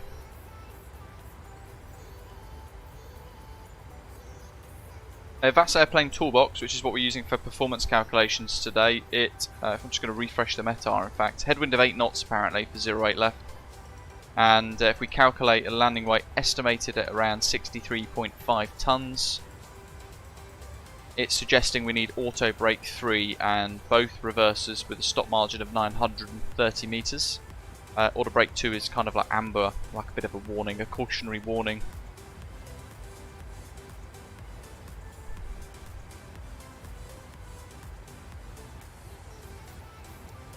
.08 left. Yeah, actually, auto brake 3 should help us get off Bravo 7, a high-speed exit. Failing that, Bravo 11. It's a shorter runway though. I didn't realise until just looking at the charts now. 2,743 meters. So it's a bit shorter than I would have thought for Philly. 8 right, by contrast, is 3,048 meters long. And then you look at 9 left. 9 left is 3,776 meters, in contrast to 9 right, which is 2,743. And then they've got all the way down at the bottom, runway 10 and 28. Crazy. It looks like a huge airport, in fact. My goodness. Never flown into Atlanta before in the sim. Just a Sobo handcrafted scenery for this at the moment. Not far off the layout. If you look at that, that's pretty much how Heathrow is going to look after expansion, with the terminal buildings just going across in blocks across the whole of the centre of the airport. And then you would have obviously the northern runway up here with Terminal 5 North up there somewhere. That's effectively, oh, it's not too dissimilar. If you kind of zoom in a little bit and remove the runways, That's what the centre of Heathrow will look like post expansion, at least from their plans that they've currently got. Atlanta is the busiest airport in the world. Wow, I didn't know that. LJC, that's a big question, isn't it? Saying there, what's your thoughts on Xbox being able to use Microsoft Flight Simulator at all? LJC saying there that in his opinion he personally thinks that Flight Sim should stay on PC. It's not enjoyable on an Xbox controller. It's a big question, isn't it? I think it's remarkably good because it's giving people who otherwise don't have the opportunity to enjoy Flight Sim that opportunity to enjoy Flight Sim. To enjoy Flight Sim, but it's a very different experience, isn't it? It's a wildly different experience and a different level of immersion as well. So what they've got is effectively two different Flight Sim markets and two different Flight Sim communities flying on the same sim. That's kind of how I look at it. Harry, absolutely. Has anyone tried the freeware Manchester Airport scenery on flightsim.to? I'm tempted to do like a comparison of the two. But we haven't heard anything from Mako Simulations for a long time now, have we?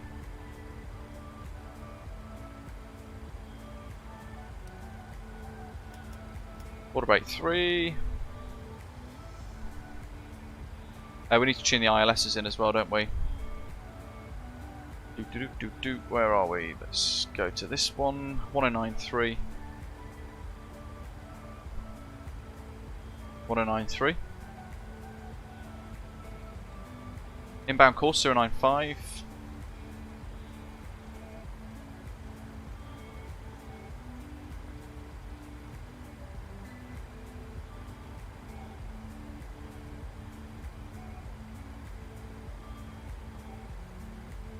Zero 095.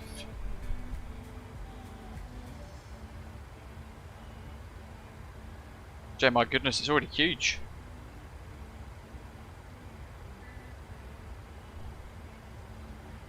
Are there any VORs that we could tune? No, not really. Nothing popping up to us anyway. Where's RMG actually? 1154, that's part of the missed approach procedure. So 154, we'll tune that just in case. 1093, 1093. Course 1 and 2 set, pressure panel set. Landing performance is set and checked, and our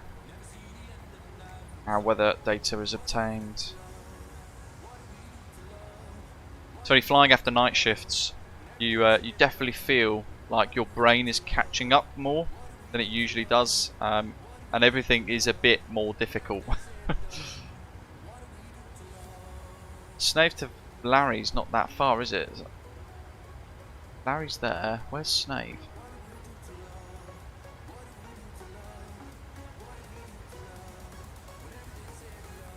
It's only 5 miles, right? So I want to be Snave at 6,000. I'm going to call it. There we go.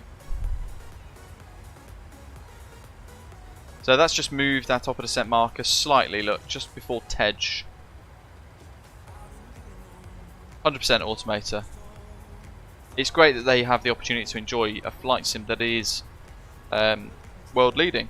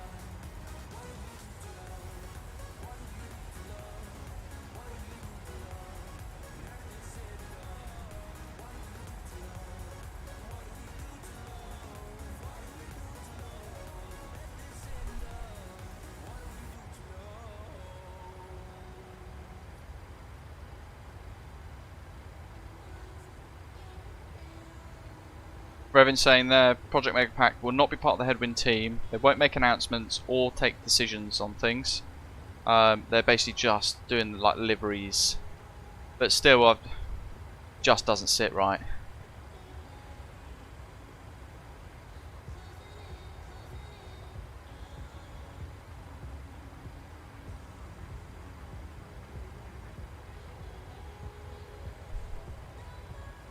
Gate change to Charlie 7, Doc says. Oh, why'd you do this to me? Right, there we go. Little box, Charlie 7. So, I've got to vacate. In fact, where's my charts? I'm going to bring up my taxi parking charts. Oh my god. What are the chances, what are the odds I'm going to get lost? Charlie 7. There.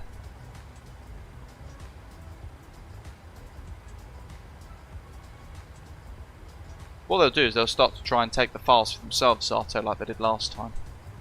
And then try and take over in some way or another. Jumping on the Headwind bandwagon just to feel like they're important still. Where's the... What orientation is this? I'm lost already and I'm looking... and I'm only just looking at the charts. If I pin that, yeah, I'm going to pin that. Charlie 7, that's there. Concourse Charlie. Funnily enough. So we're going to probably vacate Bravo 7. Then right Bravo, cross Delta.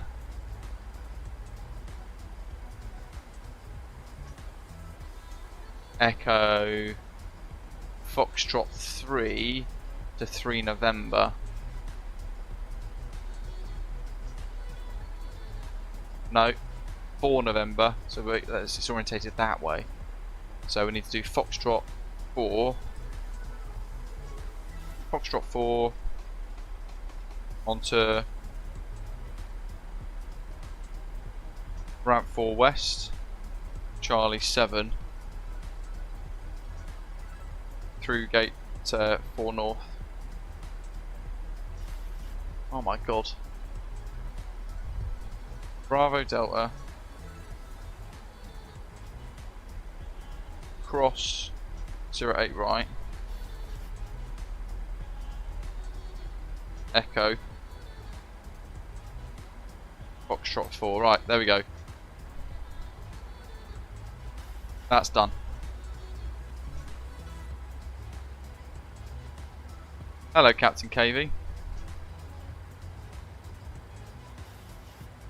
Thank you very much. Atlanta Phuket International. We're flying to Atlanta today, buddy. And yeah, you're on the wrong stream. It's great though, while you're here, give us a little like. Love it.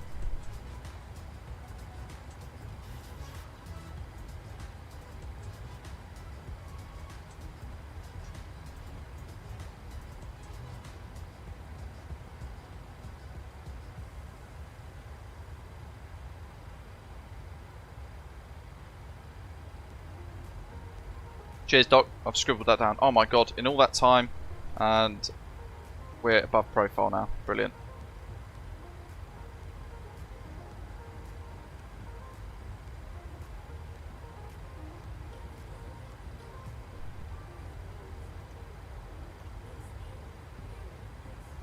What do we want to go to? 14,000?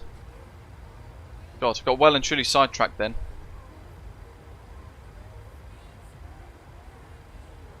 So we'll get back on it. 14,000 Aussie. Flying Southwest anyway, what could possibly go wrong?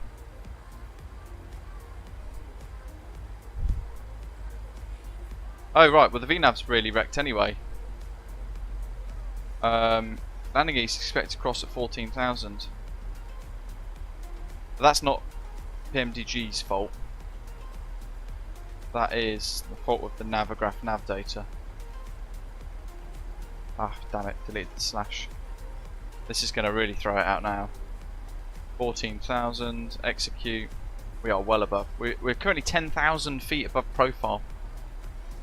We go vertical speed mode here, because otherwise we're going to have too steep a rate of descent. And then we're just going to monitor speed, acceleration and all that sort of stuff. We've got a bit of time to get back on it. Suggests there we're going to be past Aussie though, look.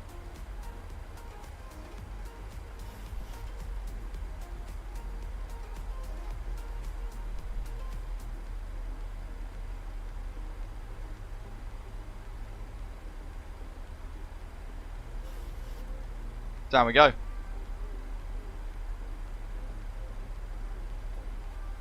Quick function checks there. We're going to go through some cloud. So we'll pop the wing and engine anti-ice on. Check the probes are on anyway, although it's a auto probe in this, so even if we'd forgotten it would turn itself on anyway. Lights and signs. Let's get them on early.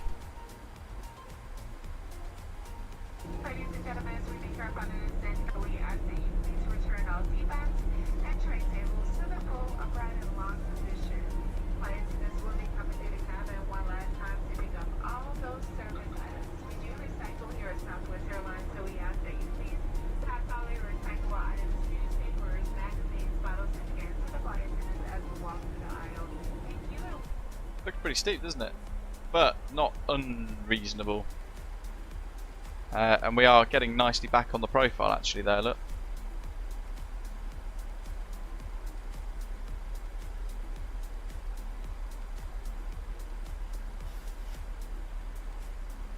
Is that taxi in MPS Gaming or taxi out?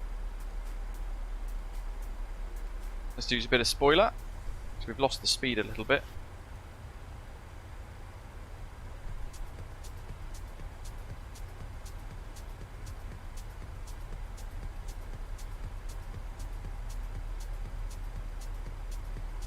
We've done well actually to get back on profile there. Or at least aim to try and get back a bit on profile, I should say. Sneak was down to 6, wasn't it? So what's range ring we got here? 40, 60 miles to Sneeve.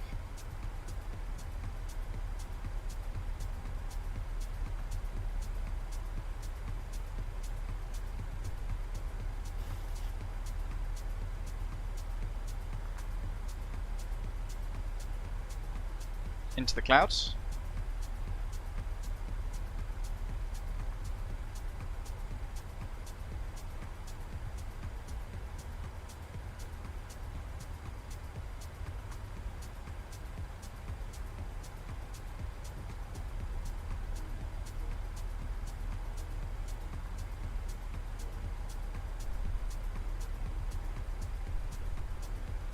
Sean, good afternoon to you, saying, got to say the 737 is fast becoming my favourite aircraft to fly in the sim, and the Fenix used to be your go-to. It's great, isn't it? It's just remarkably good fun, this. It's a really firm favourite of mine. What PMDG have been able to simulate here with the 737 is just remarkable, isn't it? So, yeah, I've got a lot of time for it. Very much enjoy it. Looks great, flies great, sounds great, is great.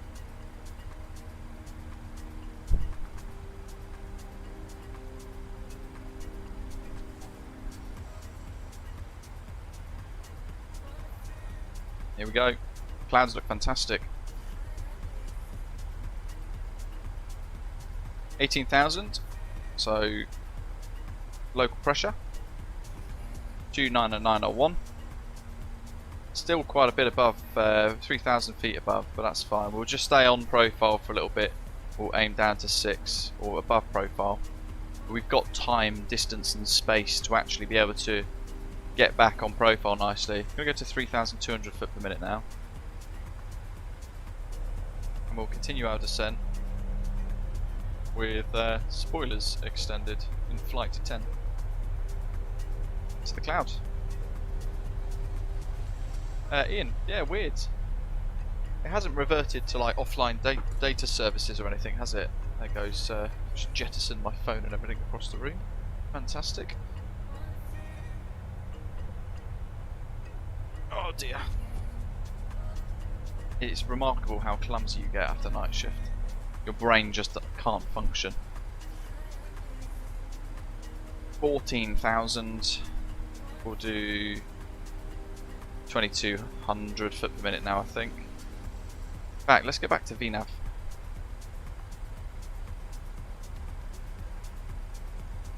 So we're almost on profile again, look, 500 feet. So I'm going to let it decelerate and do its own thing.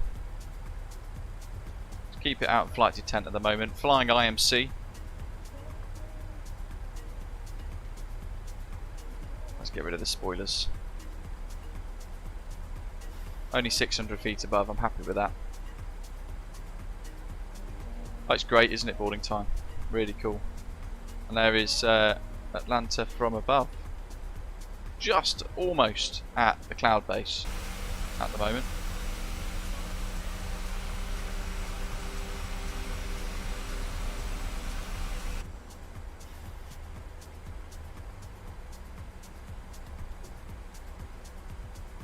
Yeah, that's it, Doc. Tailwind's certainly giving us a little bit extra to think about.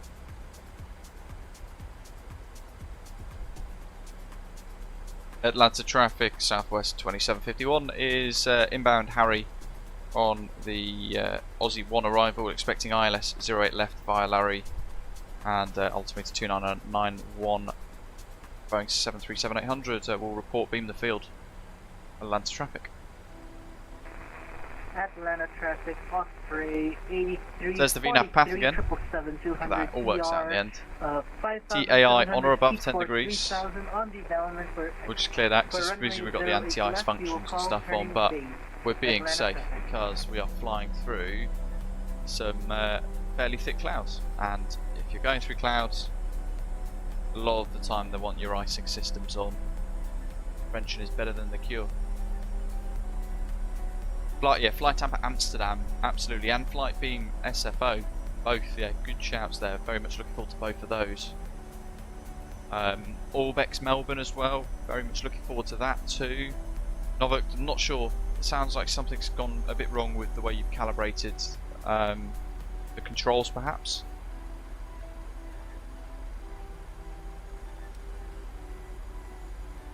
Not sure what to expect with this because I've not flown into Atlanta in the sim. It is a Sobo handcrafted as well. There's the airport, I think. Yeah, that is the airport there. Is that the airport? No, it's not. It can't be. Maybe it is. Oh yeah, there's the central business district.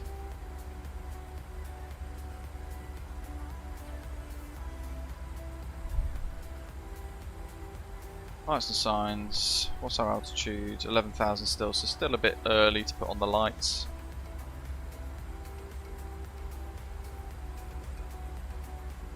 And we're back on VNAV path quite nicely.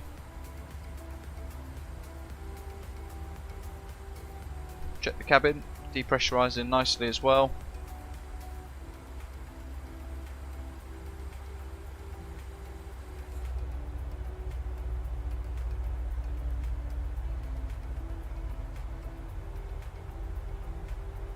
There we go. Pretty much an extended downwind leg now. That's all this bit is.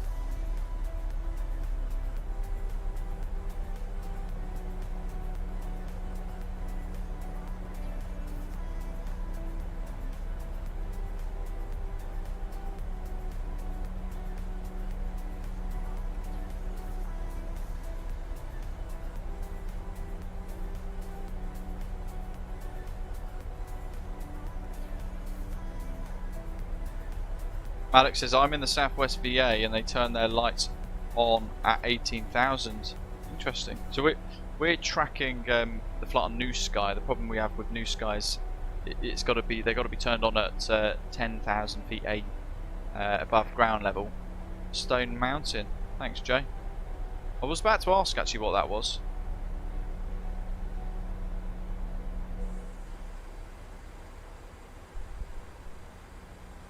We're kind of waiting to get below 10,000 before we turn all the lights on.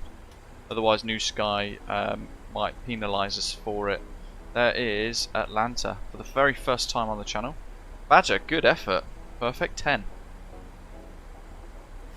That little bit of cloud there, look, just on final approach. That's actually quite remarkable to see that layering of cloud. Let me just move the camera. Look at that. You've got this thick cloud layer. Just below it, you've got a load of cumulus just sat, kind of its own little cluster underneath. It's interesting. That's quite low. 08 left is this runway here, nearest to us. So you can already see on approach, potentially, if that is in a straight line, there's a little bit of low cloud to go through, but nothing that's going to cause us too many issues. But yeah, interesting seeing that. I would expect some turbulence.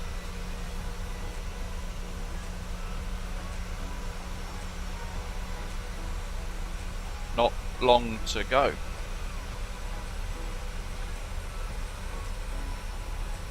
There's the central business district of Atlanta.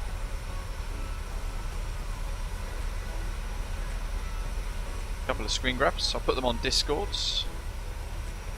Atlanta, 8343, turning base, ILS 08 left, Atlanta traffic. There we are, look at that. Huge airport, my goodness.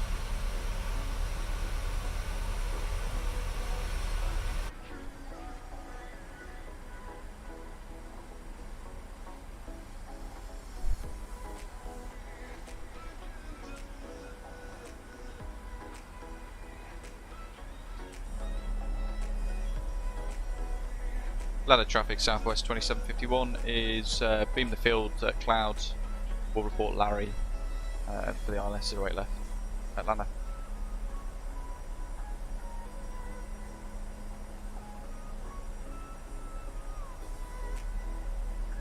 Yeah, true. The livery's quite Atlanta full on, traffic isn't it, for this Osprey particular design as well. 8346. This is the Correction, Heathrow of America. 8343, slowing down to 170 knots.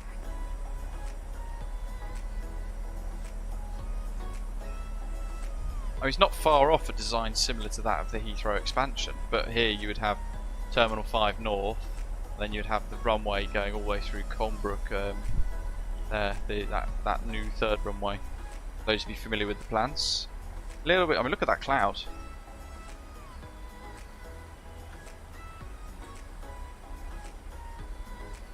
Quite remarkable actually seeing that, isn't it? Try and sort out the view a little bit better. Yeah, we've got to fly through that then.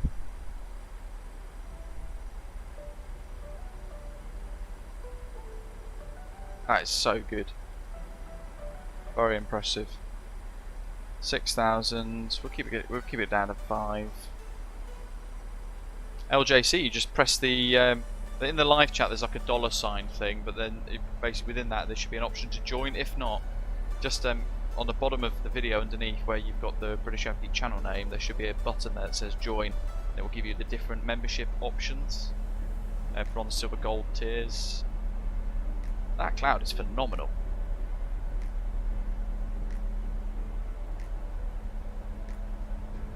Right, let's pause the music.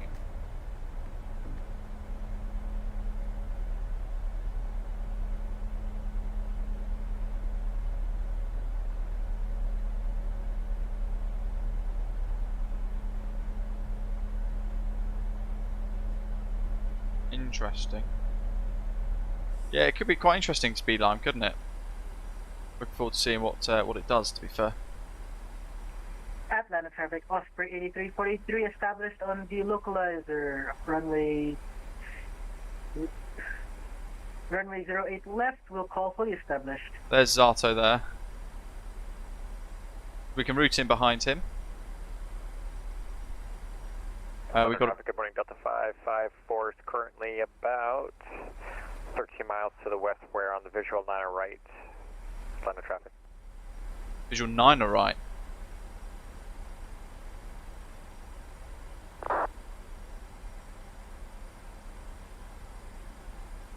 So he's down there as well. We could do a simultaneous parallel approach.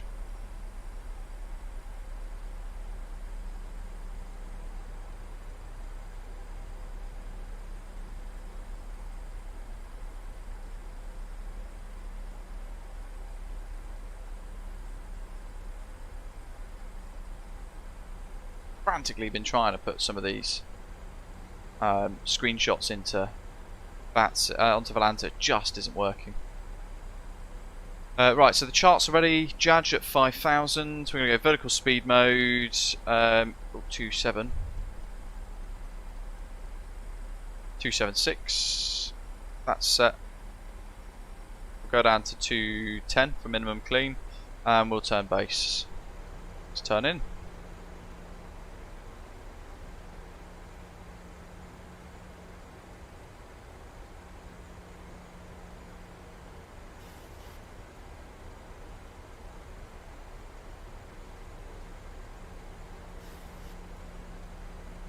Got one flying the visual approach on 9 right, or 9 left, which is probably that guy there. Traffic Osprey 8343, full established ILS 08 left.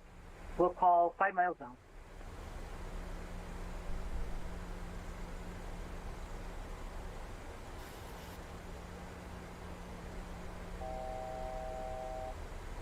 Spoilers arms. Pop the cabin attend button in.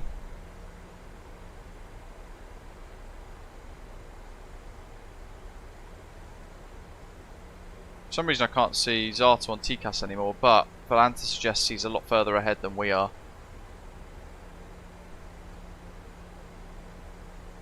10, 1, 2, 125 for 30 degrees. Intercept. Down to Judge at 5,000. We're going to go init ref 63.7 tons, which changes the speed, but actually doesn't impact the VREFs at all because it's within kind of a similar threshold band anyway, so that's all good. Approach mode needs to go armed. 5,000. Single channel locks active. Osprey 8343, 5 mile final, runway 08 left. Atlanta traffic, Southwest 2751 is established ILS 08 left, 16 miles. Atlanta traffic. 095. We'll keep the speed at 210 for a little while. Atlanta traffic, Delta 554 is on a 6 mile final, 9er right, Atlanta. Epic. This is busy on VATSIM, on Unicom, but we're actually all sequencing ourselves properly. So this is how to use Unicom on VATSIM properly, if you like, because we're all kind of working together, we're announcing our positions, and we're working out spacings with one another just naturally from what everyone else is saying. So I knew that that aircraft was flying visual approach to 9 right or 9 left, which doesn't impact our approach on 8 left because of the configurations and also the possibilities of parallel approaches here at Atlanta. But he's also on TCAS 8 miles ahead of us, so he's not even in conflict anyway. Even if he was on 8 left, we should be fine there, which is why we've known through sequencing, thanks to their comms, that we could cut in the star a little bit and establish early, which will then help the people flying behind us do the same. We've got CMD A and B. Speed's 227. Let's go flap 5. Forgot about flaps. Traffic, Delta 1509 at Bravo 12, pushback and start facing to lookout for minor traffic. Gear extension speeds 270 max, we're all good anyway. Let's go gear.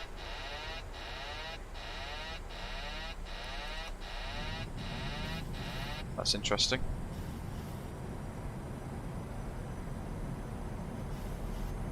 Right, I don't know what that was, so we're gonna kill the autopilot and auto thrust. Not relying on it now. Runway 08 left via Bravo 11. Flap 10, gear down 3 green. Not sure what I clicked there, that's really weird. Don't think I clicked anything. We lost the ILS, we're flying a visual approach. Let's clear those warnings. Enable 151 at cell, that's fine.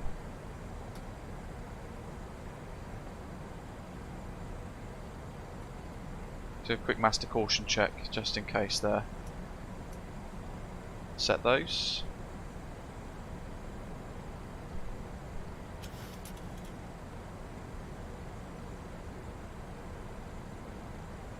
So bottom left you've got the control visualizer.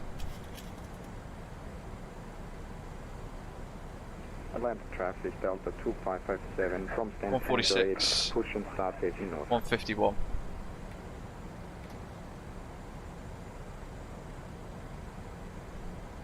Couple of stages of flaps left. Back on the profile. And flying the ILS. Yeah, pop your guesses in the live chat for our approach speeds. 6 miles now, reducing to about 160 till 4. Just bring in the Tobii eye tracker a tad. So this is where it can be a little tricky with Tobii eye tracker at times. Auto brake set, flaps 30 green and landing gear down 3 green.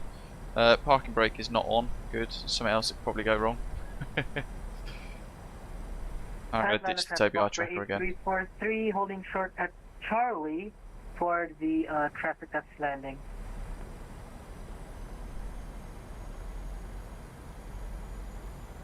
Little bit of power. It's going to reduce our rate of descent.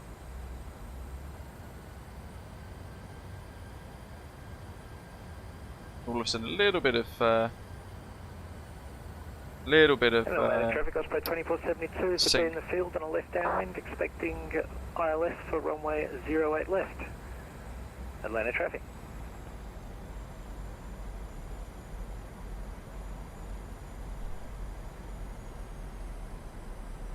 What it was, there was a button that I clicked on my keybind. I'm not sure what it is. It's got no thing on it. I can't remember what it's keybound to. But the second I hit that by accident, instead of the landing gear button, that's where we had the problem. 343 crossing 2708 right via Charlie, taxi. A little bit of sync there again. So quick bit of power.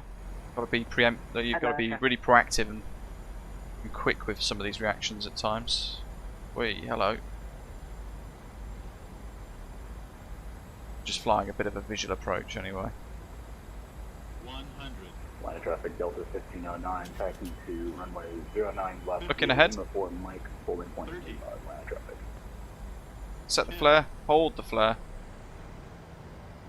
Still hold the picture, down.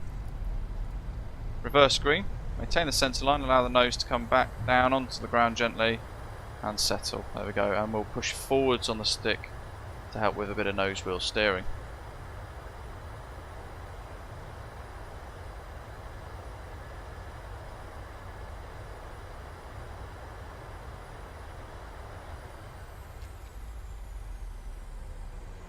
My brakes, let's get rid of the reverse. I need to work out what that keybind was, because the second I clicked that, it binned off the autopilot.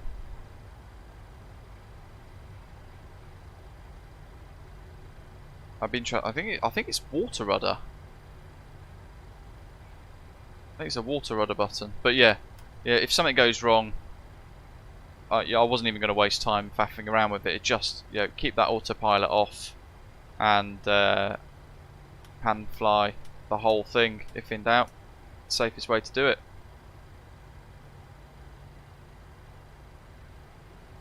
Atlanta traffic, Southwest 2751 has vacated Bravo 11 at runway 08 left, right on Bravo.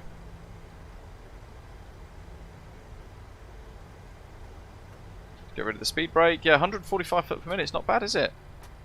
By the way, this looks fantastic. This for an Asobo handcrafted scenery. Why have we not flown here before? Massive Delta facilities there. I mean, look at that. Looks well good.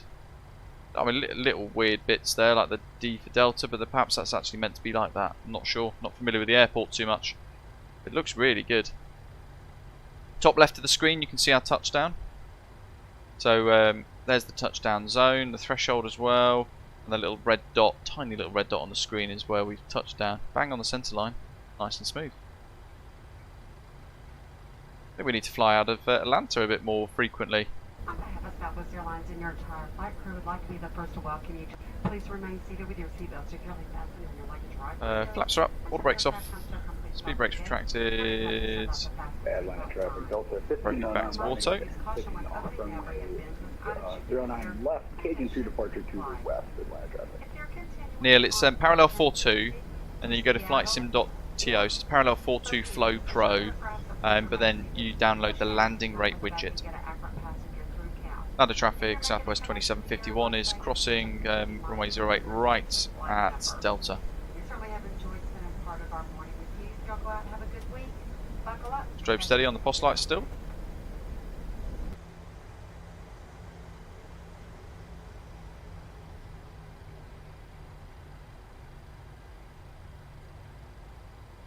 Atlanta traffic, Delta 17 70 is downwind for visual runway 8 left. We'll follow traffic on base. Same, Chris Packett. Resisted it. Actually realised how fantastic it is. Hello, traffic on 2472 is turning base. Strobe steady, back to steady. And to connect the island for runway 08 left. Land the traffic. APU's good. Check the gen. Office Delta 2557 from stand Tango 8, text to boarding point 8 right. And the land of traffic Southwest 2751 is clear of 8 right, taxiing right on Foxtrot, left Foxtrot 4 north onto the west ramp for Charlie 7.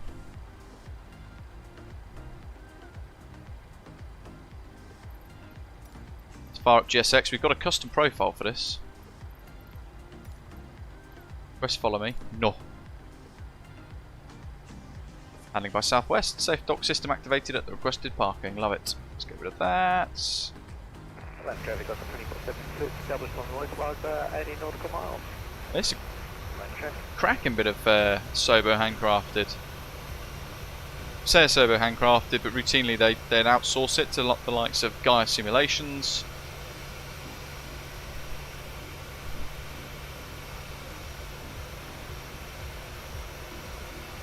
There's a button you can set boarding time for the eye tracker, so you can toggle it on and off. I can't remember what it's called, to be honest.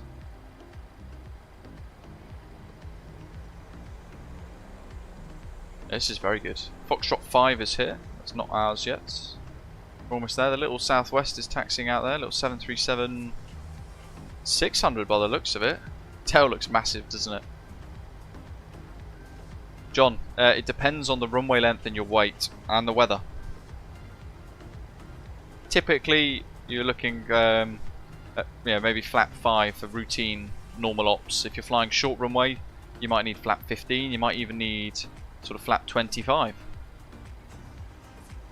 Then you have to look into all the rest of the performance data as well. So look into using VAS Airplane Toolbox. It's free to download and use. That will give you a lot of answers in relation to your performance calculations.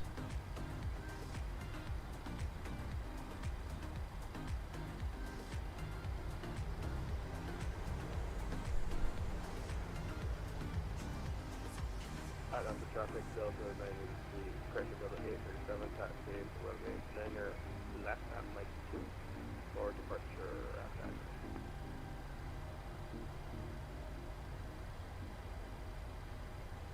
Right, yeah, what we got here? Charlie 47.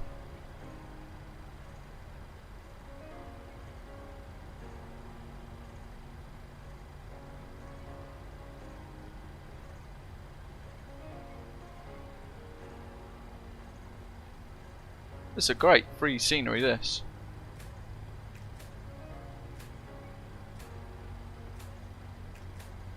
There's the Southwest catering truck, so I assume we're parking right down there somewhere.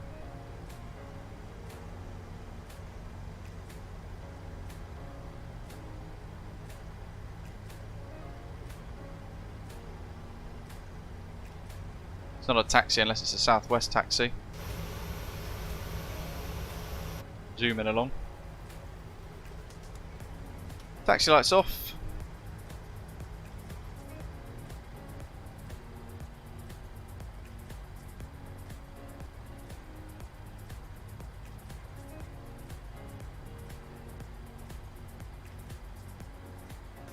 Charlie 7. Bingo. Thanks, folks. Thanks for having us.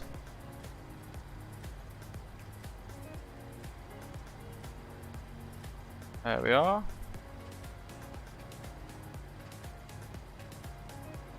Keep it rolling. Work to get back onto that centre line.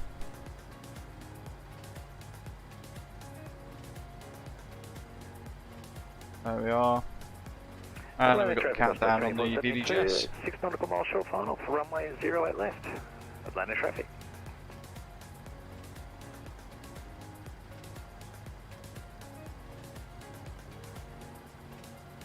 Little tiny dab on the brakes.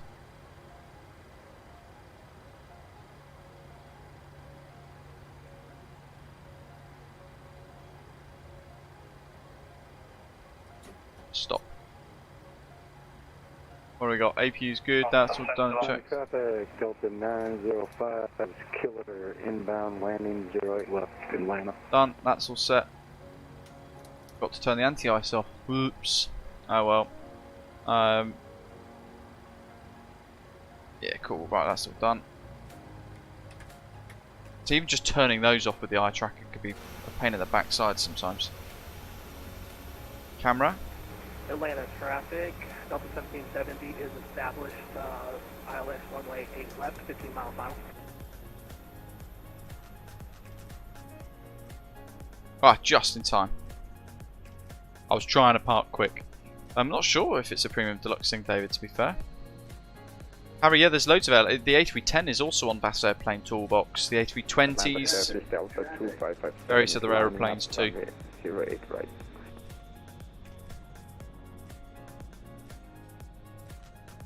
Where's that Southwest? He's off. Zoom, zoom.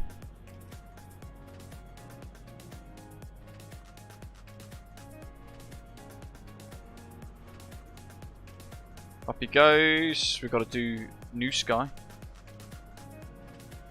But watch this touchdown, and then we will whip onto New Sky. We'll stop the flight there, and we'll look at our score. I've probably been penalised for a landing that was too soft. Actually, just thinking about it now. Windsock on the right hand side, showing an element of crosswind, in fact. Here comes Ian, I think. Wonderful touchdown, look at that. Absolute pro.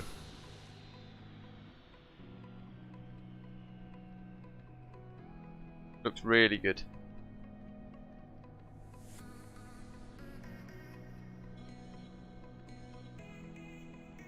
Another one on final, but in the meantime, let's bring up New Sky. There we go. That's how we've been tracking the flight today. We close the flight, we get our score. Oh, 9.98. Off centerline takeoff. So that's a scenery issue, because we were bang on the centerline for that. Yeah, that's frustrating, but got great touchdown. Yeah, interesting. So we were dead on the centerline, which suggests there's more issues with the scenery then. Yeah, look. So it uses the satellite images, and we were consistently ever so slightly to the right, to the left of that white line. So New Sky thinks it's a off centerline landing, even though the scenery itself showed that the scenery was created slightly differently to the satellite imagery. That's probably how I'd explain it, which is why it's off centerline. But hey, I'm not going to moan about deduction of a couple of points. That's when it got really busy for us. Flaps, gear flaps, flaps, flaps, flaps, flaps, autopilot, panic, and then touchdown right there.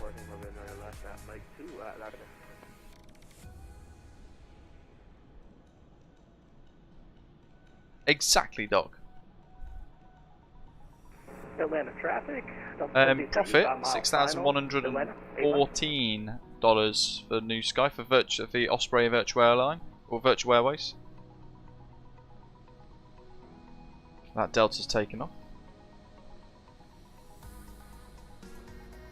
Zoom, zoom.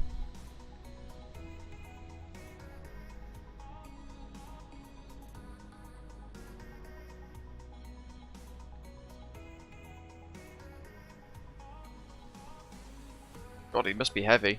Using a lot of runway. Oh, jeez, that must have been a tail strike, surely. Have a good flight, whoever that is, if they're watching. Clouds look fantastic here today. Here we go. Next one. How many we got left flying in?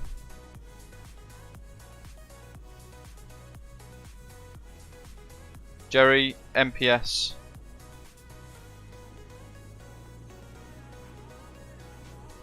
Pilot Abdul, I think, as well. Don't know who's on. Atlanta traffic, Delta 777, lining up 8 right. Atlanta traffic. How many have we got left on final? Do we know? Struggling to work it out on New Sky, to be honest. On Volanta. Looking a bit low, ever so slightly low, but otherwise smooth, stable. Over the threshold, boom, right on the touchdown zone, very nice. There's a Delta 757, wish we had that. And he's gone as well, that big old Delta there, look in the distance, how fantastic is that? Atlanta's alive on Unicom and everybody's using it really, really well. So this is a big kind of, it's like a live lesson into how to use Unicom, to be fair. How I would pay a lot of money for a good 757 Microsoft Flight Simulator. Such a great aircraft. Has to have the Rolls-Royce RB211 turbofans though, not Pratt & Whitney.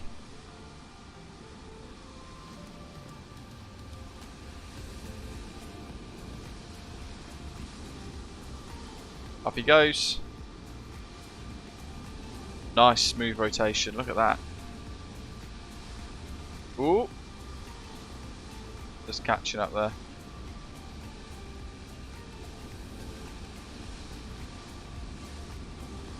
And land traffic, Osprey 2472, cross runway 26, correction 08 right at Bravo 10, and we'll taxi to ramp Charlie via Echo 11, Echo and Foxtrot 5, Foxtrot.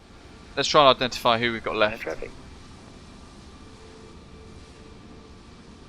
Jerry Delta 905, MPS Osprey 598, Pilot Abdul, I think.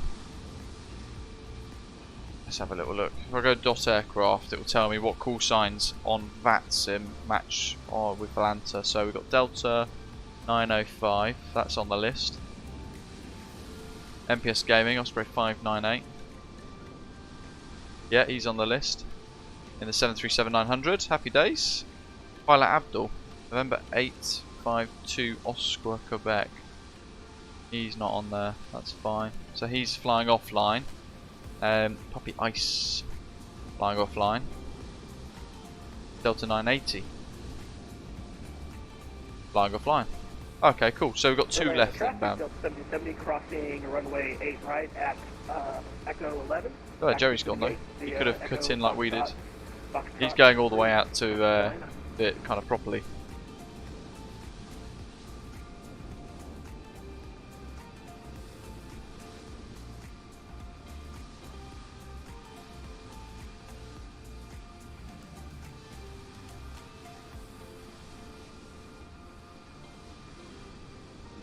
But while we're waiting, I'm curious to see what this airport actually looks like. So we're going to go to the main terminal building and have a look at this handcrafted scenery.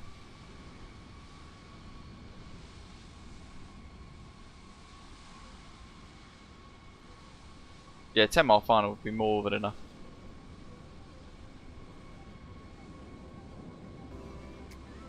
Wow, look at this.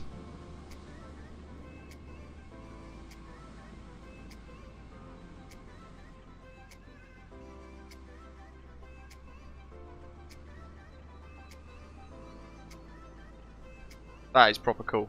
I like that. Let's go underneath. Wow, this is really nicely done. Why have I not flown to Atlanta before?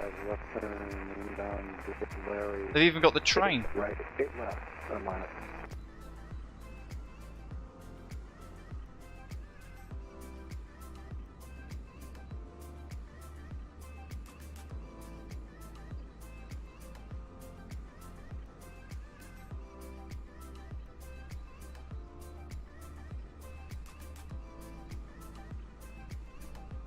Oh.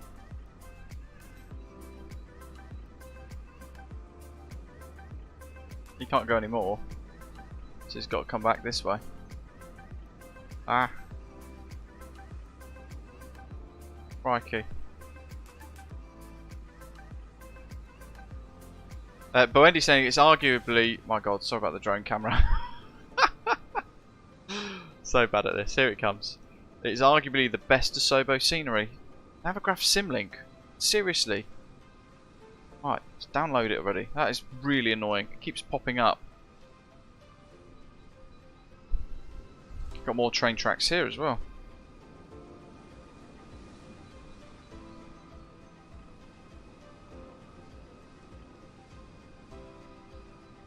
And then it just kind of stops. Oh, they should have at least extended it a little further out. At least into the trees there. They could get away with making it disappear there, couldn't they? Rather than it just stop. That'll do.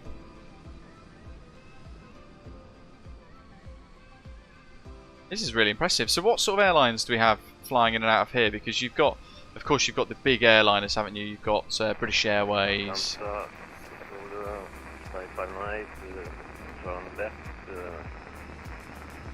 We've got British Airways, Delta, American, United, Virgin, I think fly to Atlanta as well.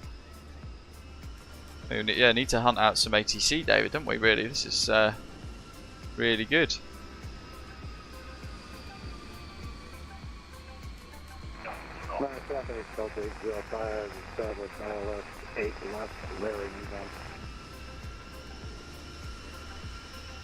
Here come the other guys.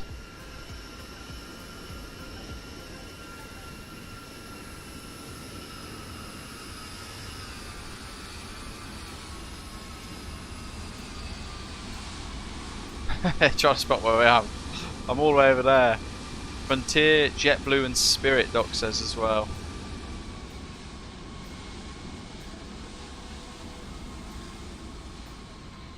I'm going to wind the time forwards because I want to see what it looks like at night as well, from that kind of like this big backdrop. Actually, let's do sunrise. Sunrise, sunset. Ooh, moon.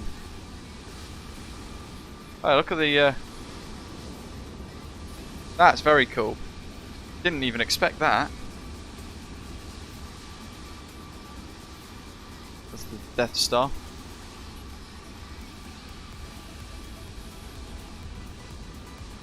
Oh, the roof textures are fantastic. Yeah, cracking scenery this. Cargo down the bottom, no doubt. And you got the big old control tower. Another big main terminal concourse area there too. And a bit of cargo.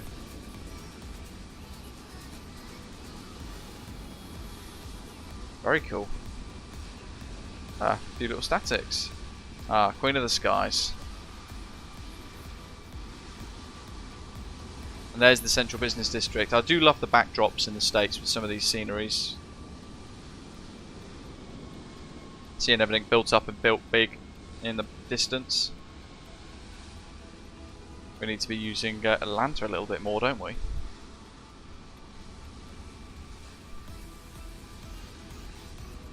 We've got 2 in, 2 left. We request deboarding. Thank you to everyone who's hit the like button so far as well.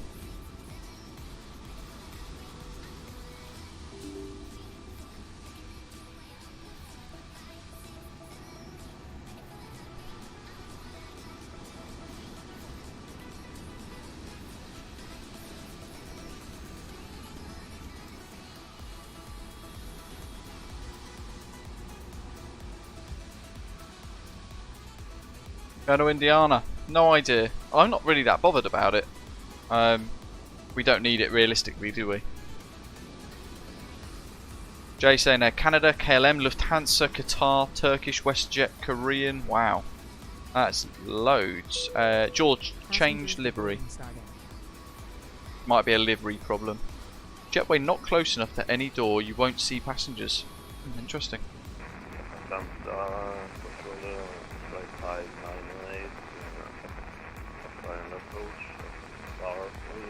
Lots of options then, Jay. I think maybe one of the next couple of streams, perhaps next week at some point, we fly out of Atlanta to somewhere else.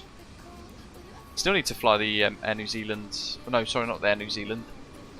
We need to fly around New Zealand in the ATR with our special Anzac Osprey Airways livery as well.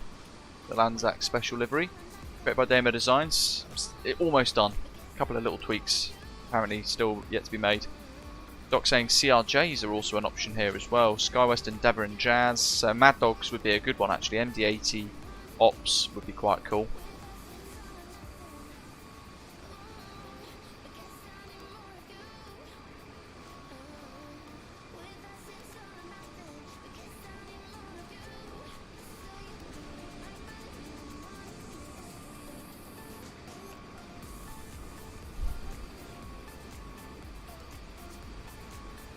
just about see the lights of the one on final.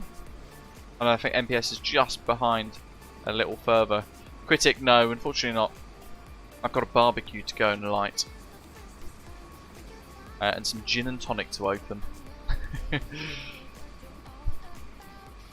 Plus, got to prep for tomorrow's stream.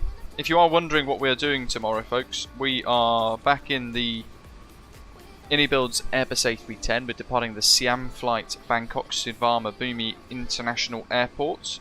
We're flying to the incredibly good Final Approach Design Studios, Dhaka Airport in Bangladesh. We're flying Biman, Bangladesh Airlines, with their really nice Inibuild's painted A310 livery on the VATSIM network. So it's going to be really good. Final 8 left Atlanta.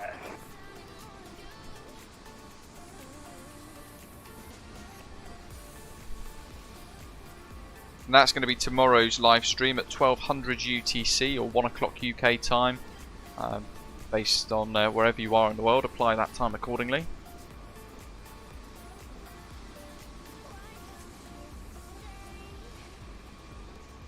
Just literally through that little bit of cloud there.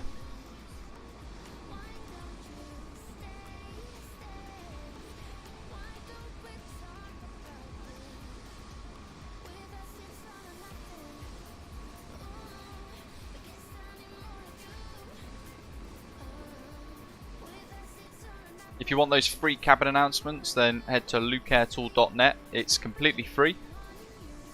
Basically one of the freeware projects, if you like, within the flight sim community for Microsoft Flight Simulator, and there's lots of different free cabin announcements for various airlines all around the world included within that pack, which is quite cool. So it's definitely worth checking out. I wonder if they do any for Biman actually. I don't think they do. Can't imagine Biman actually have paid for a cabin video for safety demonstration. Probably just an announcement that the cabin crew read out. Let's see.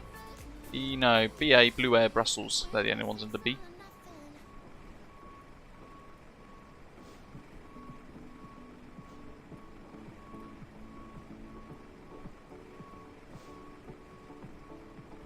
Critic, this is the Asobo Atlanta freeware. We're at Atlanta now.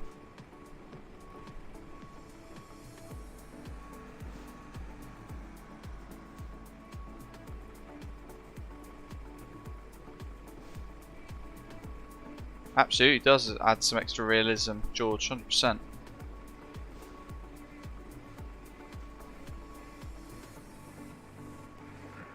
Atlanta controller, Osprey 508, runway 08 left, ILS is raised about 10 nautical miles to run. Here we go. Oh, landed a bit short. You want to deboard Just made it. Nice landing though. It's odd because the weather looks quite innocent, but actually, like we found it on arrival as well. Flying over the trees and things, we got sucked down a little bit there with a bit of sink. One or two occasions where we've had to really smash in an extra little bit of power just to reduce that rate of descent. Ah, we're in. Look good our end though, look very good on our end. And here's our final pilot for today, MPS Gaming. One more touchdown to watch. For any of our merchandise, head to shop.britishAvGeek.com. New merchandise provider gets everything dispatched really quick actually. Most people are getting it all delivered within about a week of ordering, which is fantastic. Better prices and a little promotion at the minute. 15 codes to get 5% off your total order with the code PHILLY, P-H-I-L-L-Y. That's available to the first 15 orders and then the code expires.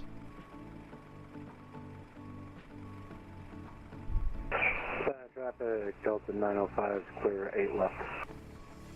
Nice work.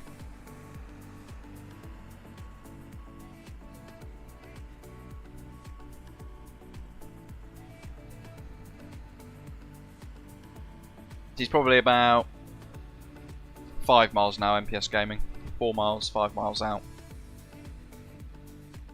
So at that point he's now reducing to final approach speed.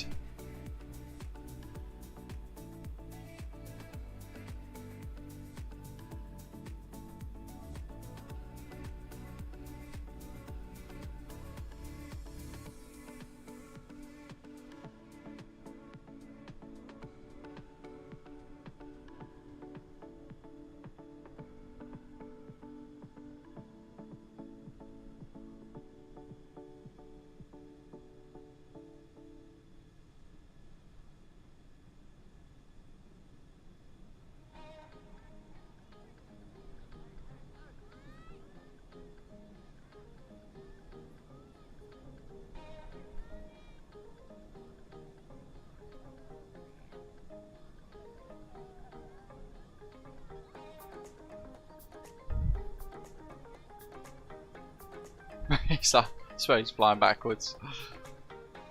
We're almost there.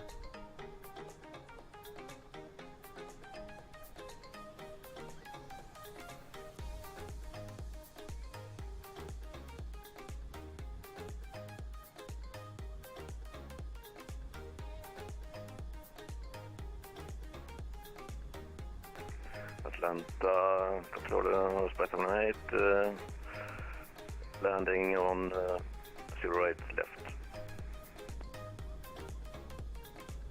As always, the screenshots for today will go on to Discord. I'll put them in our little flight sim screenshot section, and we'll check out the others for those who flew along as well, who took any screen grabs. And I'll pick a few from today's screenshot collection and put them on Instagram and Facebook, that sort of thing as well. Only today and tomorrow this week for live streams, folks, as well, just so you know. Only got a couple of rest days and then back in to work.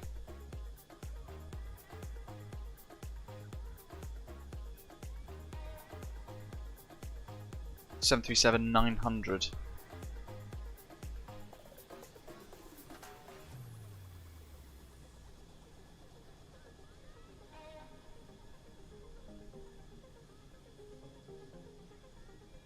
Oh, that's a good point. So his door might look open because it's using the PMDG model that we're actually using in the flight at the moment for the 737-800. So it replicated the door.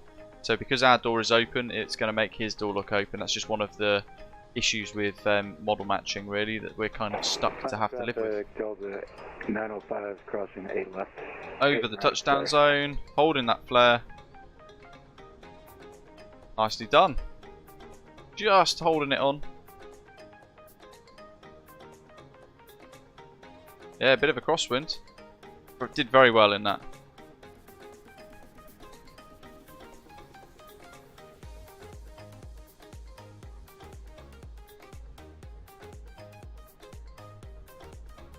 Good landing. Oops, wrong button. It's the problem with fiddling around with all my buttons and things all the time. Where has he gone? He's over here somewhere.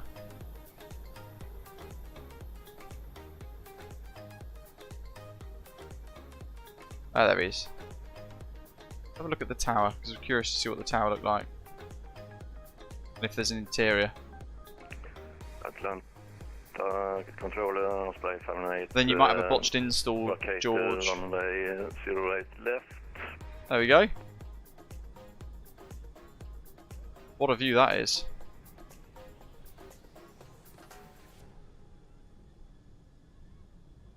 Right, I'm going to leave you guys with views of Atlanta whilst MPS and the other guys park up. As we mentioned, join us tomorrow, 1200 UTC. We're going to be live once again in the Unibuilds A310. First time in a number of weeks, in fact, since we last operated it. So we're going to have to knock a lot of rust off, try and remember all of its quirks and the way in which it flies. It's like maybe like 10% Boeing and 90% Airbus in nature. So we're going to try and remember how to fly it all. We'll be flying Bangkok to Dhaka. Really looking forward to that. Dhaka scenery and Bangkok scenery. Both payware, but both remarkably good. Thank you to everybody who's hit the like button so far today. Welcome on board to all of our new subscribers. Thank you, as always, to our channel members, Bronze, Silver and Gold frequent flyers. Thanks to Jack for your super chat earlier.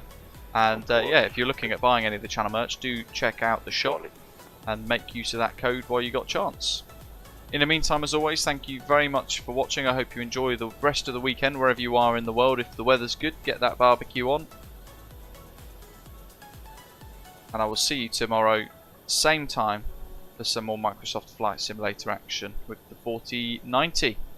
Thanks for flying along, folks, and I'll see you soon.